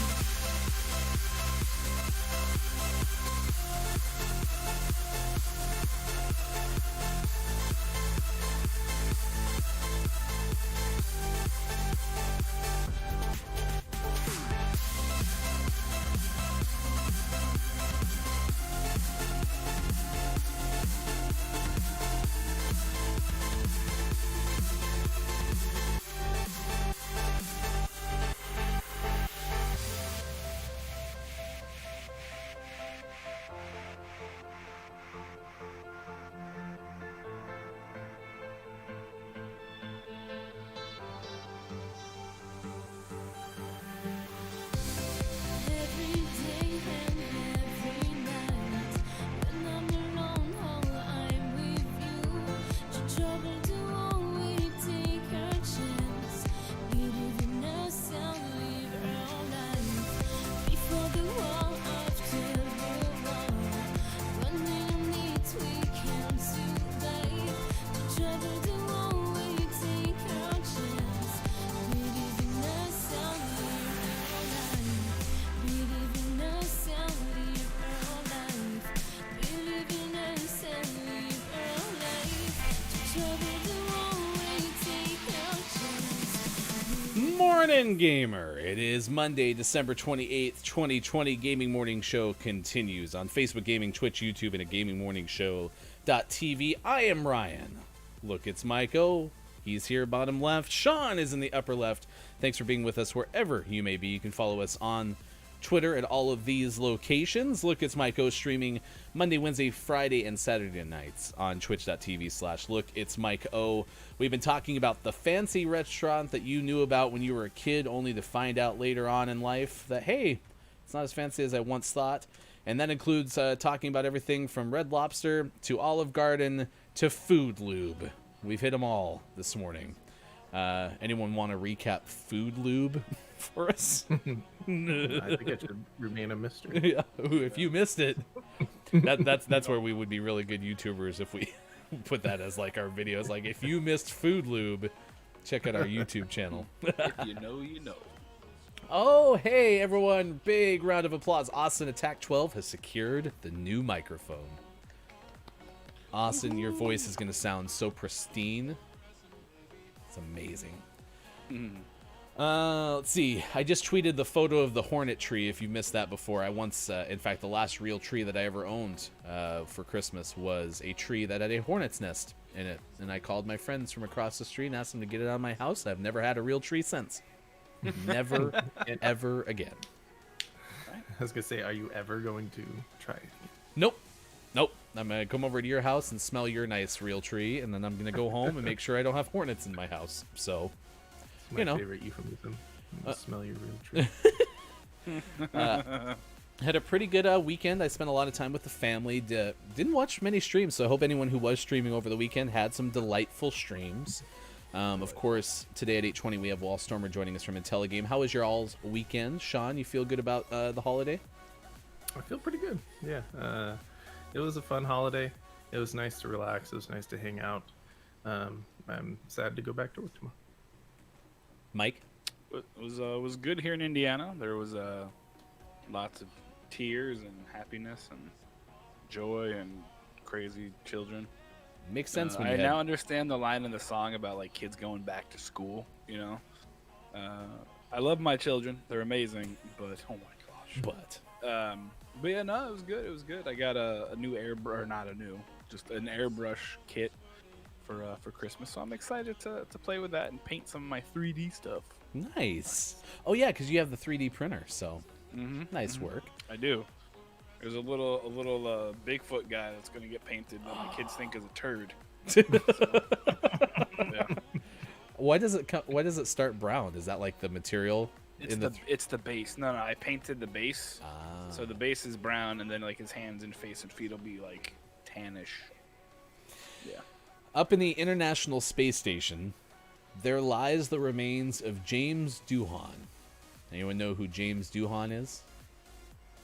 I do, but only because I read it in our. It's that Scotty. It's the original Scotty, right? Peeker's advantage, man. You get a chance to look ahead of time. Yeah, it is the original Scotty. Yeah. They've been aboard the International Space Station for 12 years, and the Times of London has a fascinating backstory on how it happened. Doohan died in 2005 at the age of 85, and his family wanted to fulfill his wish of getting on the ISS. This is from Kim Lyons of The Verge. So official requests to bring them up there were denied, but Richard Garriott, one of the first private citizens to travel on the space station, managed to smuggle them and get them on. Could you imagine if the reason that they weren't going to let it on is like human remains was like the reason that the space station would like quit working or Crash. something? Yeah, there was something about malfunction and gases or some sort of substance that was in him. It's like, no, there was a reason. There was a reason. It all comes crashing down. That's where I have to give the astronauts nice. the reason that I usually share with my children, which is because I said so.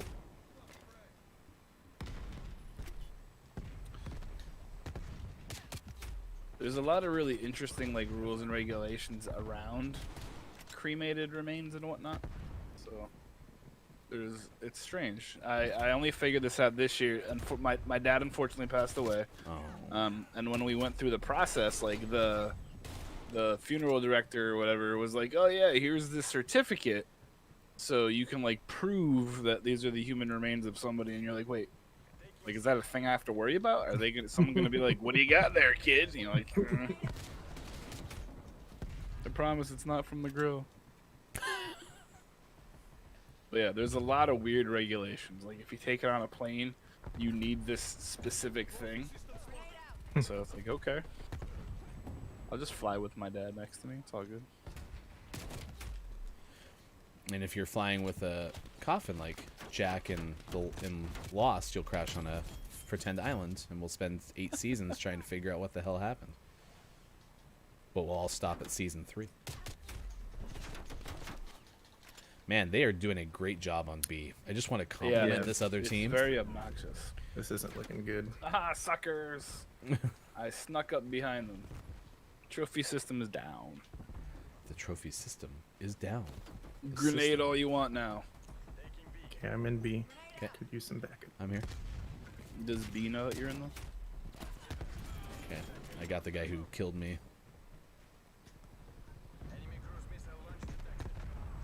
Don't blow me up. Don't blow me up before you go. I can't Go. see anything. Wake me up. Yeah, that's good. You're welcome. Okay, I'm watching the Oh, stairs that's since you guys theirs. got the door. Let me know if you lose the door. We got someone up there, so we're good for a second. I can't find the door. I've lost it. The system is down. Okay, checking the stairs again. Someone's here. We Wake got him. me up before you go. New, there is something about getting a new mic or any of like the new components. Like Austin is just giddy about the new mic. Okay, there's only 3 coming up the stairs. We're fine. No, don't worry about it. I've actually been shopping for a Rode pod mic all weekend, so Oh no. very excited for him. Super quality microphone. Not a sponsor. Very affordable as well. Hey, you gonna get up that staircase there, bud? Thank you.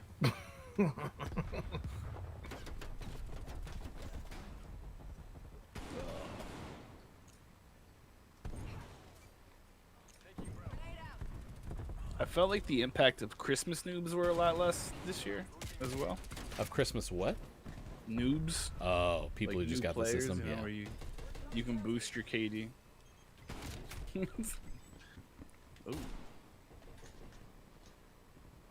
Oh man. Is there a distinction between the black version and the regular Yeti? Like, is it like a different software or something? One's black and one's white. Yeah, I didn't know if it was just a color. I'm super excited. Kiki got a new microphone, so that's exciting.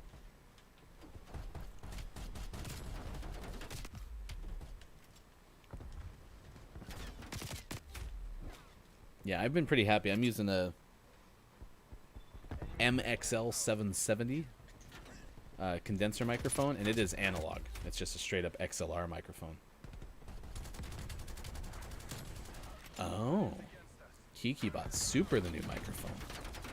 So now Super has both, right? He has the one for his guitar and then the pod mic for audio or for vocal. You're a good guy. I was just trying to beat up Sean. Sorry, Sean. It's all good. It's all good. Stairs. I'm down at the door. I have a cruise missile I'm gonna launch. That person Oh, is halftime! very- You ruined my cruise missile. The HyperX Quadcast. That sounds amazing. I don't even know what it I is. just saw that online. That sounds bananas. It looks bananas. Nice work, Sean. What were you mounted up? No, but I got like a 7 times or 8 or something. I did well. All right, we got 5 questions coming up with Wallstormer after this game, so stick around for that on Gaming Morning Show. Later on this hour, too, we'll have our Gaming Morning Show Morning Gaming Renews. Red Lobster, Olive Garden have been some of our fancier restaurants. We learned about what the spoon that comes with your pasta is for. That's good. I can't remember what Kiki's fancy restaurant was. We've had... It was a British one. Yeah. Salties. No, Salty's was the one from Dr. Chick. Yeah. I was just saying in general. In general. The other fancy one. Yes.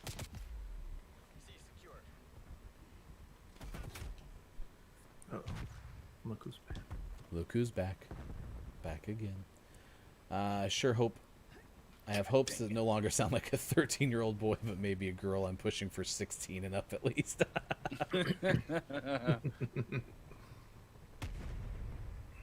Microphone shopping is a lot of fun, I'm not going to lie.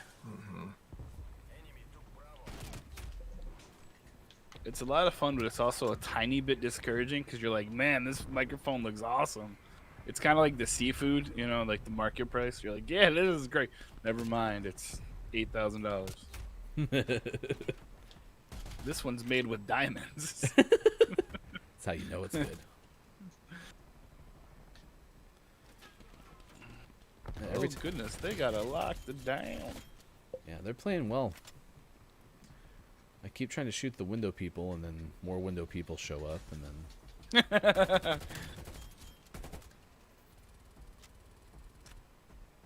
It's another window person. Okay, I'm pushing. I'm trying to put my gun away like I'm playing Apex.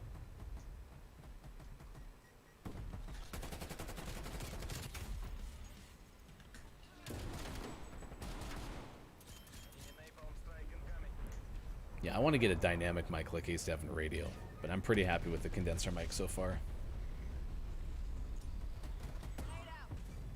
I got a trophy system. You saved my life, and I'm appreciative of you. And then I died. Stairs. Yeah, me too. Oh, he shot at me. So I've been tempted to fire up Apex, but then I remember that Ryan really wants me to fire it up on stream. Yes, that's true. And then when Sean re-downloads it, because he's definitely going to re-download it. Right, Sean? Outlook is bleak. Outlook not so good. Okay. Food lube. We're gonna have to make food lube t-shirts. Food. I gotta get on this. I was making, I forget who it was, but someone made a comment that when they arrive late or whatever, and I started to make a T-shirt about it. It's a me, later Ibero. That's what it was. Yeah. Good.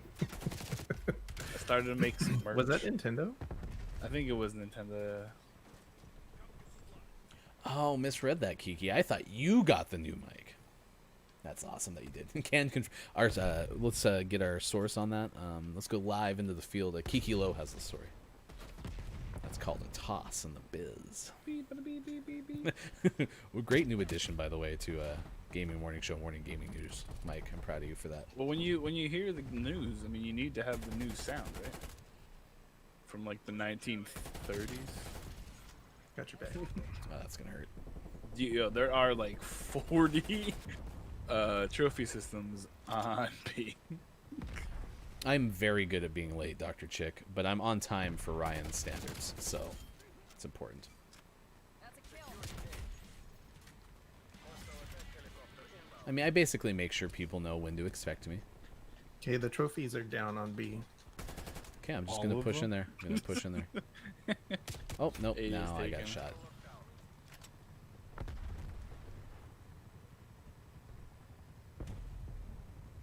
Going up the ladder, gonna shoot this guy.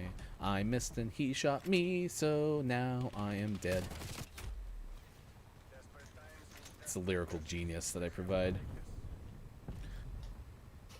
There are still more trophies on B. Oh man. I think I count 4. I don't have a good feeling about this game, y'all. No, it's not looking We're good. real close, guys. We're like 1 away. All right, we got a good morning. Everyone from Nintendo is here. Hey! Hope your stream went well. Back rolls. Hostiles pipeline established overhead. I did not have a chance to watch yesterday. Like I said, I didn't have a chance to watch many streams. Oh, sadness. We got our butts kicked. Yeah, that was devastating. No, we did not get our butts kicked. We simply allowed the other team to do well to rise their morale. That's what we do here. Gaming Morning Show. We Givers. give and we give and we give, and that's what's important. It is Look, it's Miko, Sean, Ryan with you. Gaming Morning Show continues 8:19 on the West Coast, 11:19 on the East. In the U.S., it is 4:19 in the afternoon. In the UK, thanks for being with us on Facebook Gaming, Twitch, YouTube, and at GamingMorningShow.tv. We are asking you the question of the day. Our topic has to do with food and restaurants. What is the restaurant that you knew as a kid to be extremely fancy, and then later on in life realized, maybe not quite as fancy as we thought? All right, let's get set up. We got Wallstormer waiting for us. We are going to have our first edition of 5 questions on Gaming Morning Show. I'm going to cut the boys loose and get everything set up on my end. Stick around with us as, I got to get that off the screen. That's not right. It's this one. All right, anyway, nonetheless, we got that coming up here in just a few moments. Let's switch over and get ready for 5 questions. We'll talk to IntelliGames Wallstormer, the creator of that website, in just a few minutes. Thanks for being with us on Gaming Morning Show. The interview is next.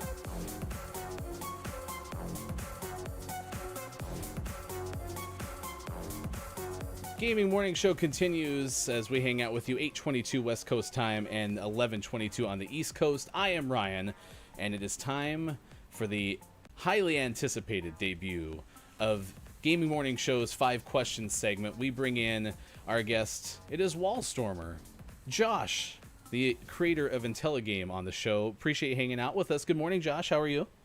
Hey, thanks for the invite. This is it's a little early, but you know what? It's Gaming Morning Show.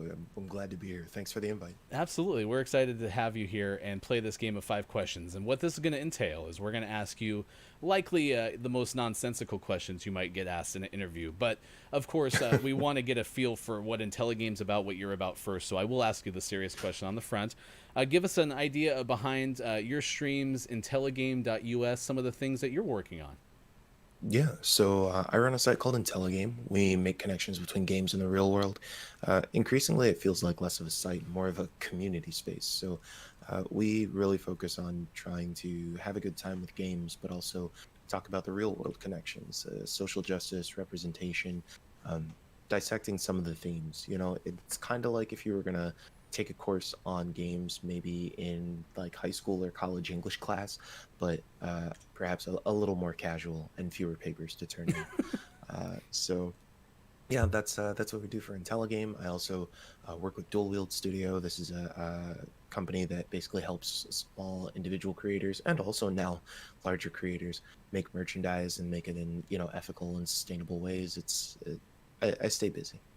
And I watch a lot of your... go ahead, Sean. I have to note, you said fewer papers, not no papers. Well, I mean, I just want to make sure that there are no surprises. I just want to leave the door open.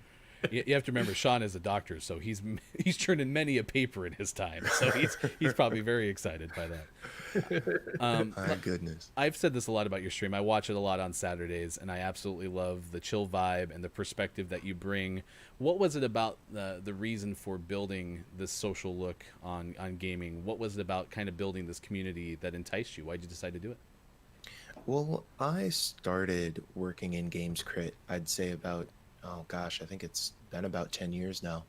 And when I got started, I wanted to, when I was, you know, writing like reviews for Final Fantasy 13 or The Last of Us, I wanted to take these deep dives into kind of the social issues, but it felt like people were kind of looking for, well, just give me the review. What's the, you know, what are the graphics like? What's the story like? But don't tell me what the story is like. Just give me your review score. And I think that there is a use to, I mean, heck, you know, as I'm going through, you know, insert sale here, I check Metacritic reviews and things like that. But the conversations that I wanted to have and the conversations that I when I was around my friends talking about games in ways that made me excited, we weren't just talking about like, oh, the graphics were this and the sound quality was that. We were diving into like, I can't believe that this character would do this thing. And it feels like it's, you know, it's representative of whatever. You know, when we're talking about Miles Morales, Spider-Man on stream, we're not just talking about like, oh, the game is fun or the combat's interesting. We're talking about this is a half black, half Puerto Rican character who's being held at gunpoint by the stand-in for the police, right? Like those kinds of conversations are important in games because these are the stories that people are telling. This is a multi-million, multi-billion-dollar industry. And there are folks out there trying to do good work and trying to influence others. So I think it's worth paying attention to. And I will give you a ton of credit too. You make it a very safe space too, so that people can come in and ask questions or give thoughts about those topics, and that's not common in the Twitter sphere and the Twitch sphere. So certainly appreciative of you for doing that, and also being our first guest for this. Let's play 5 questions with Wallstormer, creator of Intelligame. Let's go. All right, here we go. Question number 1 for you.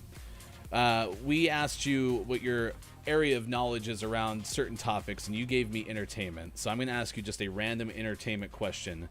What was the year that Marty McFly went back to in Back to the Future? What year did Marty McFly go back into the movie Back to the Future?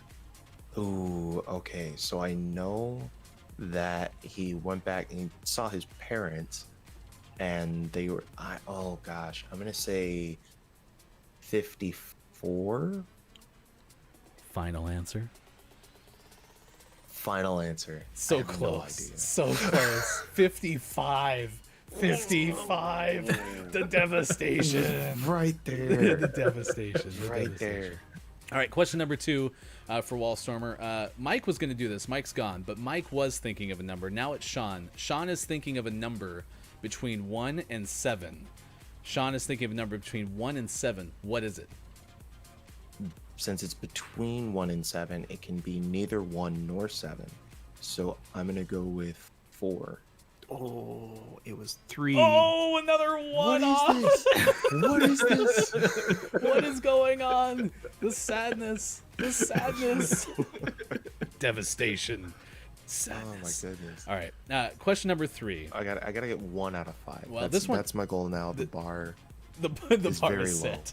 I did like how you narrowed it between 1 and 7 by putting out the parameter that, hey, it has to be between 1 and 7. You said it, Ryan, which is true. I hadn't thought about that. What is your favorite material, possession, or brand? Goodness. You know, I this is difficult because I don't actually have too many things, but also like not enough things to have a favorite brand. I think or I should say the favorite brand that I have is actually not attached to material. It's Chill Hop Records. So there's actually it's a YouTube channel that I pay a lot of attention to, and they publish a quarterly chill hop, like lo-fi music is really it feels like my comfortable space. And so they put together quarterly compilations and publish a bunch of music from a bunch of different creators. It's a really amazing channel, and they also have a bunch of like royalty-free music, so folks can use it on their streams, things like that. Every time they drop something new, especially for their quarterly mixes, it's like a big deal for me, and it feels like a safe space for me to be in. So I really love what they do. Chill Hop Music on YouTube, correct? Mm-hmm. All right, we'll take a look at them. That is question number 3. Question number 4 for our guest, Wallstormer, creator of IntelliGame. Last couple times I've been on your stream, I've watched you play Legend of Zelda Breath of the Wild. So, what are normal respiration rates for an adult person at rest range? What are the normal respiration rates for an adult person at rest range? Oh goodness. Let's see. I would say if I was taking a breath, not in the wild, let's say 30 to 35 I've seen breaths Link a minute. in quite the battles while you're playing that game. That is not rest range. No, that Going is far, crazy far from berserk. rest range. Sean, is he close? Not quite. It's 12 to 16 breaths 12 to per 16. minute. Well, rest. I did not get my doctorate, and it sounds like it's not coming anytime soon. Last question. You have an amazing person that works with you, Kim Chica. And we shout out Kim quite a bit, Kim Chica on Twitch. She hosts something called The Wholesome Snack for Wholesome Games, which is _Wholesome Games on Twitter. So, when searching for synonyms for wholesome on thesaurus.com, what is one of the words that appears on the first results page? We're looking for a synonym for wholesome.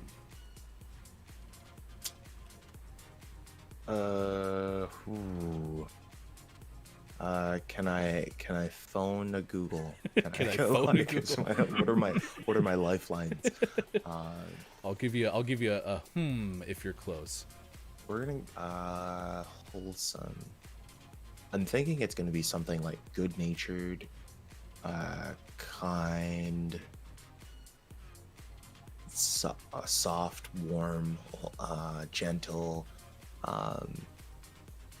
Shoot, You're doing great. friends. I don't. You know, you're doing great. It's almost like I heard you say like pure or Really? beneficial Beneficial. or exemplary It's so clinical. or nice That doesn't even not wait nice or Really? righteous. By the way, Friends, on we're this zero- list is we're- words We're like 0 for 5. no, you crushed number 3. Wait, did I? Yeah, you chill hop music. So okay, that's great. Okay, so I brought one. There we go. Let's say you, for example, you said exemplary. Like, Let's say for Exemplary? instance, exemplary. He got it. He nailed it. We crushed this. okay, My I guess favorite I synonym love for that. my favorite synonym for wholesome on here is hygienic. Right? It's a terrible synonym. #_ exemplary games. #hygienic games. That'll be the next edition. Is these games will make you feel cleaner. My goodness, 4 out of 5 dentists recommend _ hygienic games. We have a whole bunch of people in the chat saying thanks for stopping by and playing this game. I used to do this thing on my radio show called The Goof Off, and this is definitely something that I wanted to bring to our show. It's nonsensical. The score doesn't matter, like whose line is it anyway, but what does matter is the good work that you do with Intelligame. Where can we find you on the interwebs? Yeah, thanks so much for having me. You can find the website at intelligame.us. You can also follow on social media at intelligameus. Primarily, you'll catch us on Twitch, twitch.tv/intelligameus, streaming on Wednesdays at 6 p.m. Pacific, Saturdays at 10 a.m. Pacific, and Sundays at 1 p.m. Pacific. You're absolutely awesome. Wallstormer, thanks so much for hanging out with us, and we will see you again soon on another episode. Thanks a ton for the invite. This was a blast. Absolutely. That's Josh. Thanks for hanging out with us. Find Wallstormer on all those platforms that he talked about, and also referencing on Twitter at twitter.com/Wallstormer. It is 8:34 West Coast time, 11:34 on the East. UK time is 4:34. Let us know what you thought of that in the chat. I want to make sure too that the audio was okay, because I didn't know how that music went either. So let us know how things were with that particular interview. This is my favorite part. Is you get the interview and there's so much pressure to answer the questions correctly, and at the end of the day, you know, like I said, this is whose line is it anyway rules. Points don't matter. Josh did a great job. It was fun. And the best news is that we're gonna keep a leaderboard of all these, and he's number one. Yeah, absolutely. Hey. The reigning 5 questions champion. Was I slightly expecting to come back with Mike in some sort of costume? Yes. Sorry. For future reference, I'll remember that. You disappointed I've us, got Mike. some stuff, so don't worry. All right, awesome. It sounds like all the stuff came through okay on the audio side too, so that's good. Sounded great. We'll play more 5 questions with content creators, streamers doing making a difference in the world. I like your question, Sean. You promise? No, it's almost like PTSD for papers.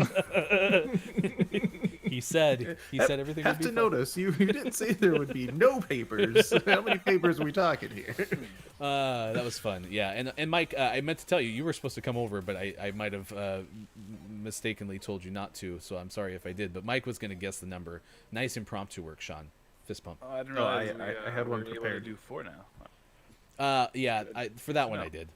Not for the non-content Yeah. creator Yeah. stream That's fine. mixes things. Yeah, we're figuring it out, by the way.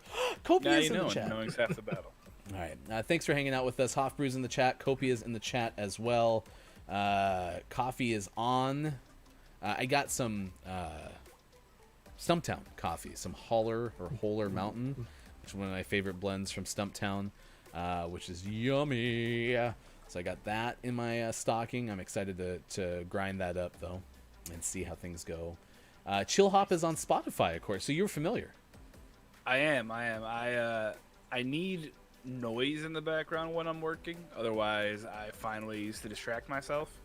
And they have this really, really quality lo-fi, just chill music that's not gonna try to get you to like. If I listen to songs with words, I start karaokeing the songs sometimes, where I focus on the songs and then take that deep dive. But lo-fi is perfect, and yeah, Chill Hop is really, really good. Yeah, I'm kind of the I have same to way. check that out. I used to listen to a lot of classical music when I was doing school and things of that nature. I don't do that as much anymore, but having that lo-fi music has been pretty awesome. So Yeah. Copia Samesies. is in the chat. Gave Copia a shout out. Thanks for also the shout out on Twitter. You can find us at WatchGMS Copia, promoting our YouTube. We will put up our 5 questions segment with Josh on our YouTube page. YouTube search Gaming Morning Show. We are at 69 followers on Twitch. And we are closer to 100, but still a long way to go on YouTube to get that custom URL. But you can follow us on all of the platforms, including Facebook Gaming and Twitch, as Kenway the Lad did on Twitch, and we're certainly appreciative of that. We got Gaming Morning Show Morning Gaming Renews coming up shortly, so stick around for that. And we're asking you about your favorite restaurant that you once thought was fancy, and then turned out later in life you realized was not as fancy as you once thought. Let us know what comes to mind in the old chat. That guy is just running around. Holy cow. Securing Charlie. Everyone when Copia's in the chat. Copia's in the chat. Nice shots. I think there's someone lying down right here. Throwing grenade. No, Austin, I am the president of the Copia fan club.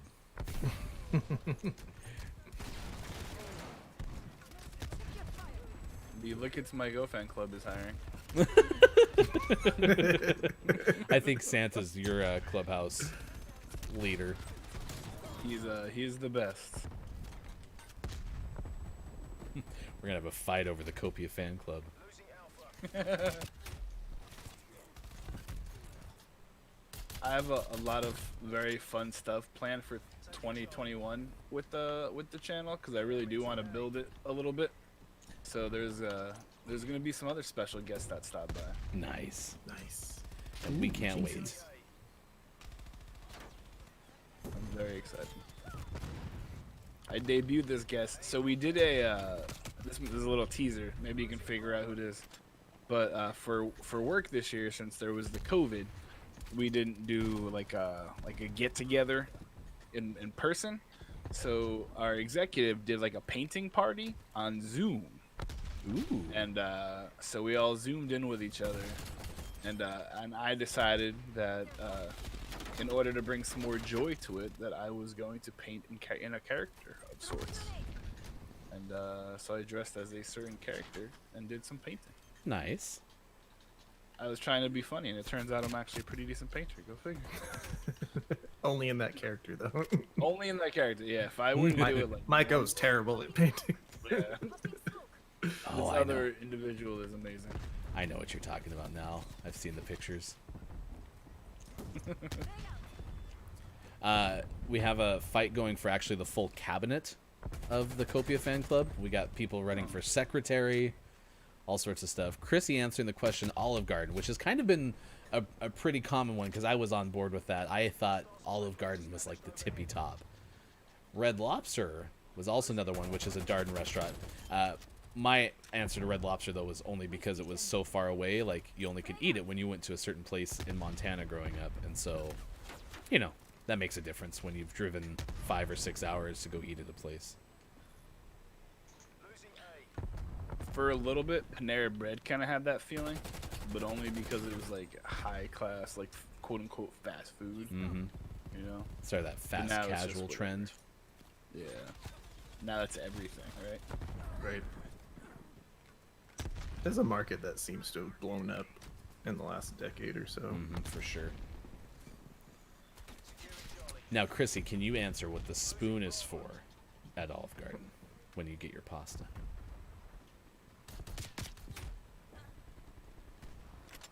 Trophy online. Yeah, Nintendo. Oh my god, yes. I thought going to Panera was such a big deal. Hostile expired. Wall Stormer wants pasta now. We're gonna have to start feeding people in the morning when we have so many food-related themes. We do have such a bad habit of talking about food on the show. do. And then Sean and I have a list of things that we need to eat that we haven't had forever. Pasta for breakfast, I think, is completely acceptable, to be honest. Especially if you're an elf fan. With chocolate syrup. That's how you know And, it's a breakfast food. Pop-Tarts. Halftime. We got our Gaming Morning Show Morning Gaming Renews after this game. Also be thinking of someone you want to visit on Twitch. For those watching on Twitch, we will take you there after the show is over in about 20 minutes from now. One more shout out to IntelliGame. Thanks for being our first guest. I love the work that Josh and Wallstormer, Josh, Wallstormer does on IntelliGame. But that interview was super fun, and I love playing 5 questions with people. We'll do more of that in the future. It was a really, really good interview, and I feel like I need to watch his channel more often because some really interesting stuff. Yeah. Well, and that's one thing too that Josh and I are going to talk this week. I have one question, which is how can we incorporate more of the serious topics into the Gaming Morning Show world? It won't probably be as much in this show, although we don't have a full blanket rule of we can't talk about the heavier stuff within the morning show. But I'm thinking just like we do GMS After Dark or something, we'd have the opportunity to bring in a guest or someone who has more of a serious topic or social issue to discuss, that we can have that hour or so interview. Whereas that's tough to do with our 10 minute max blocks with the interviews. And the one thing Sean and I have mentioned a lot, I think you're in agreement with me, the interviews are one of my favorite parts of the show. We want to be able to do longer context stuff with people. So maybe as we get the Patreon built, maybe that might be something, is doing like a monthly podcast or something along those lines, where we can have a guest back who we've had on for the show early, and then they can talk a little bit longer about certain things. I think that might kind of be fun. Yeah, a small interview to kind of promo a podcast interview would be pretty cool. All right. Go catch IntelliGame stream. It's great. Okay, Austin Attack has to run. Gonna lurk till the end. We should be nearing affiliate. Yes. For us, we're already at affiliate thanks to all y'all's support. We certainly appreciate it. And as we develop, what our role is, whether it's full Patreon only, we don't do the affiliation with Twitch, because the one thing that we want to be able to do is have anyone from anywhere on the show. And so we don't want to have a situation where it's like, nope, you can't have Facebook gamers on because, this is a problem and those kind of Twitch things. has some stupid rules, so no offense, Twitch. We love you very much, but and then more of the cautious things too is if Twitch went away, what would we do? So just having an alternative backup plan too, and owning a little bit more of our content if possible. That's a thought of ours. Who knows? We might change our tune in 2022 and go full blown, Twitch affiliate. But for now, that's kind of the thing. But your support has been awesome. Everyone who's shown up to this channel and then shows up again, we're going to send out a thank you video later this week. But Sean and I were talking about it this weekend, and so grateful because we feel like we're a little bit ahead of schedule because of your support, and we can't say thank you enough because of that. So we really appreciate it. this is hands down one of the best streamer communities I've been a part of. So you guys are amazing. Wow, That's from a it's a guest lot of fun. perspective. And at the very beginning, Ryan and I had this discussion, and we're like, well, even if it takes a while, like just getting together, the two of us, to hang out and play some games and goof off is a blast. But it's so much more fun having people here, and I'm really thankful for that opportunity. Wallstormer said, oh, sorry, Mike, I want you to finish that No, thought. you go ahead. I just love the fact he goes, I set the bar really low with my answers. But you have to remember, Wallstormer, you are now the 5 questions defending champion on Gaming Morning Show. Defending, reigning champion. The Patriots once You won were a so Super Bowl close. like 10-3 over the Rams or something like that. So, all it takes is to finish plus 1 point. Right now, you're on the Right. leaderboard. And you were so close to going 3 for 5. That's true. That's true. Also, the good news is I don't actually know if we'll have a leaderboard. Sean, No, we for sure won't have a leaderboard. I was gonna say Sean starts to tear up his blueprint for his woodworking leaderboard he's gonna have in the background. He's like, "Fine, Ryan." No, that sounds like way Sounds too much awful. work. Yes. But we can reference the leaderboard, even though it doesn't exist. The pretend leaderboard. We get to just make it up every time. But yeah, on my stream last night, we were talking about making it more of like how good it would be to have like a game show instead, or like a talk show instead of just me randomly playing video games. Oh gosh, I just tried to kill that person that's on my team. We'll just call it a very special episode with Maiko. Very special. Like, remember the very special episodes of sitcoms where you went to more of the serious topics? That's what you can do with Look It's Mike O, is the talk show part will be a very special episode. I'll just host GMS After Dark. It's fine. You should definitely do that. 8:47 West Coast time, 11:47 on the East Coast, 4:47 in the UK. Thanks for being with us on Gaming Morning Show. Hefty Goof was the best play. Man, I didn't want to show it. 'cause Congrats. I got the one at the half. You got the one at the end. my We're the gosh, best. GMS Mike, what are you dominance. doing? I gotta let you guys. I'm only a guest host. I don't want to be invited back. Dace Next saying, super excited to catch the next stream. Wallstormer, glad that they had you on the channel. Nintendo Nerds, go catch an Intelli game stream. It is great. Like I said, Austin had to run. Yeah, it is a really fun place. And I've been trying to avoid Spider-Man Miles Morales streams because Sean is intending to play it at some point on our show. And I like when I have a chance to sit down and watch Sean play a game that I've never seen played before. But In 2023, when we get a PlayStation 5, I'll be playing Miles can't Morales. wait. Halfway to the PlayStation 6, and we'll finally have ours in hand. But I saw Josh playing it, and I knew I wanted to get his thoughts on some of the social aspects of that game, and it did not disappoint. And again, I was able to ask some questions. You know, there's a lot of things that have been going on in my world over the course of the pandemic, and one of that is learning more about the history of racism in the United States and being different between claiming to not be racist and trying to be an anti-racist, right? Like, that is a big deal for some of the work that I've been doing in the last 4 or 5 months. And so to provide a space where I can go in and ask questions and get some thoughts from someone, like I said, one of my favorite things about Wallstormer is one of the most mindful people that I've seen in a stream. Like, it takes time to think about it. Doesn't know the answer, doesn't have an opinion, says, I don't know, but I'm going to think about that, right? Like, that takes a good level of mindfulness to not feel the pressure on stream to have an answer, right? And so that's one thing I really admire about the work that they do over at IntelliGame. Austin Tack says, well, you guys make it fun. So Copia, going to check out a stream as well. Also was able to hop in and see our interview. Nintendo, this is tiny but mighty streaming community. I think it's great on the upward trajectory. Speaking of which, tomorrow, and maybe multiple times this week, back rolls from Nintendo Nerds. The person you see chatting with you here is going to make a guest host appearance on Gaming Morning Show. Chris is saying we love GMS. Said it early tone. Beans. I saw beans. I see lots of beans. I hope they're good beans and not fancy restaurant beans. All are good beans. Yeah, Wallstormer, thanks so much for your support. You've been awesome. I love all the beans here. Yep, we're talking about that. Who ended up winning the election for the Copia fan club presidency? Was it like a duel to the death? Do we have swords drawn?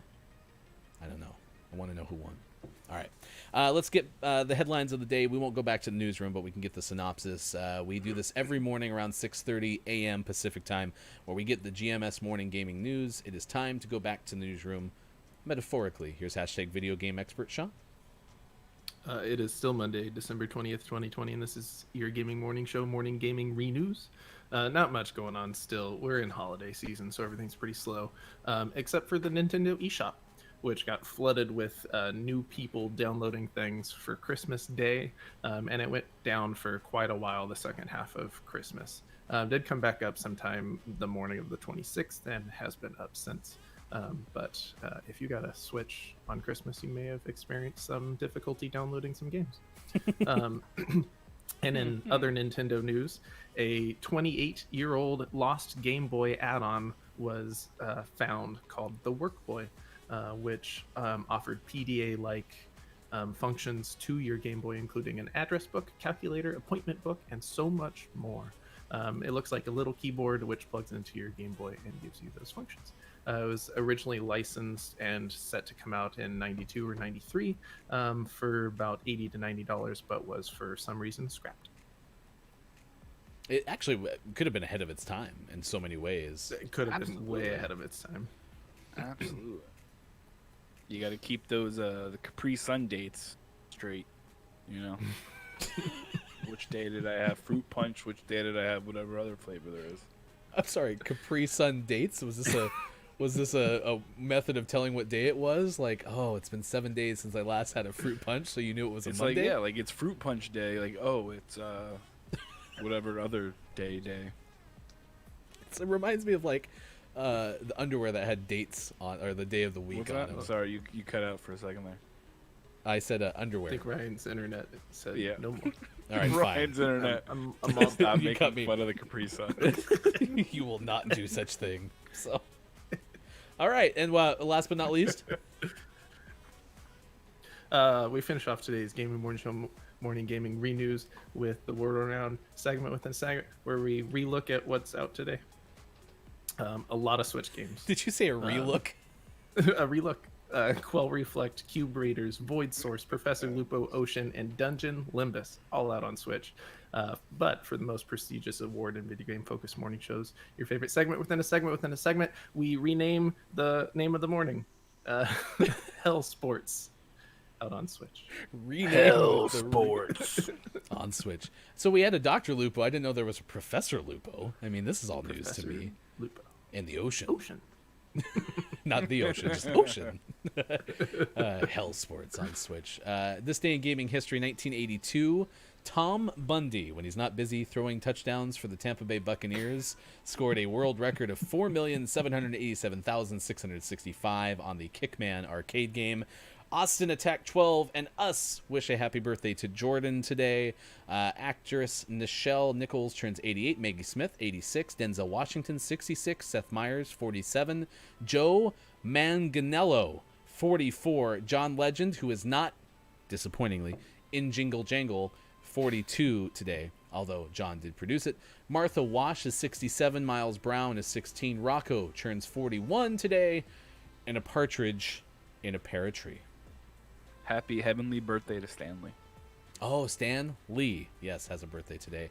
I was wondering who Stanley was for a second, but now I'm with you. It's Stan Lee. Figured it out. Stanley, not Flat Stanley. Stanley.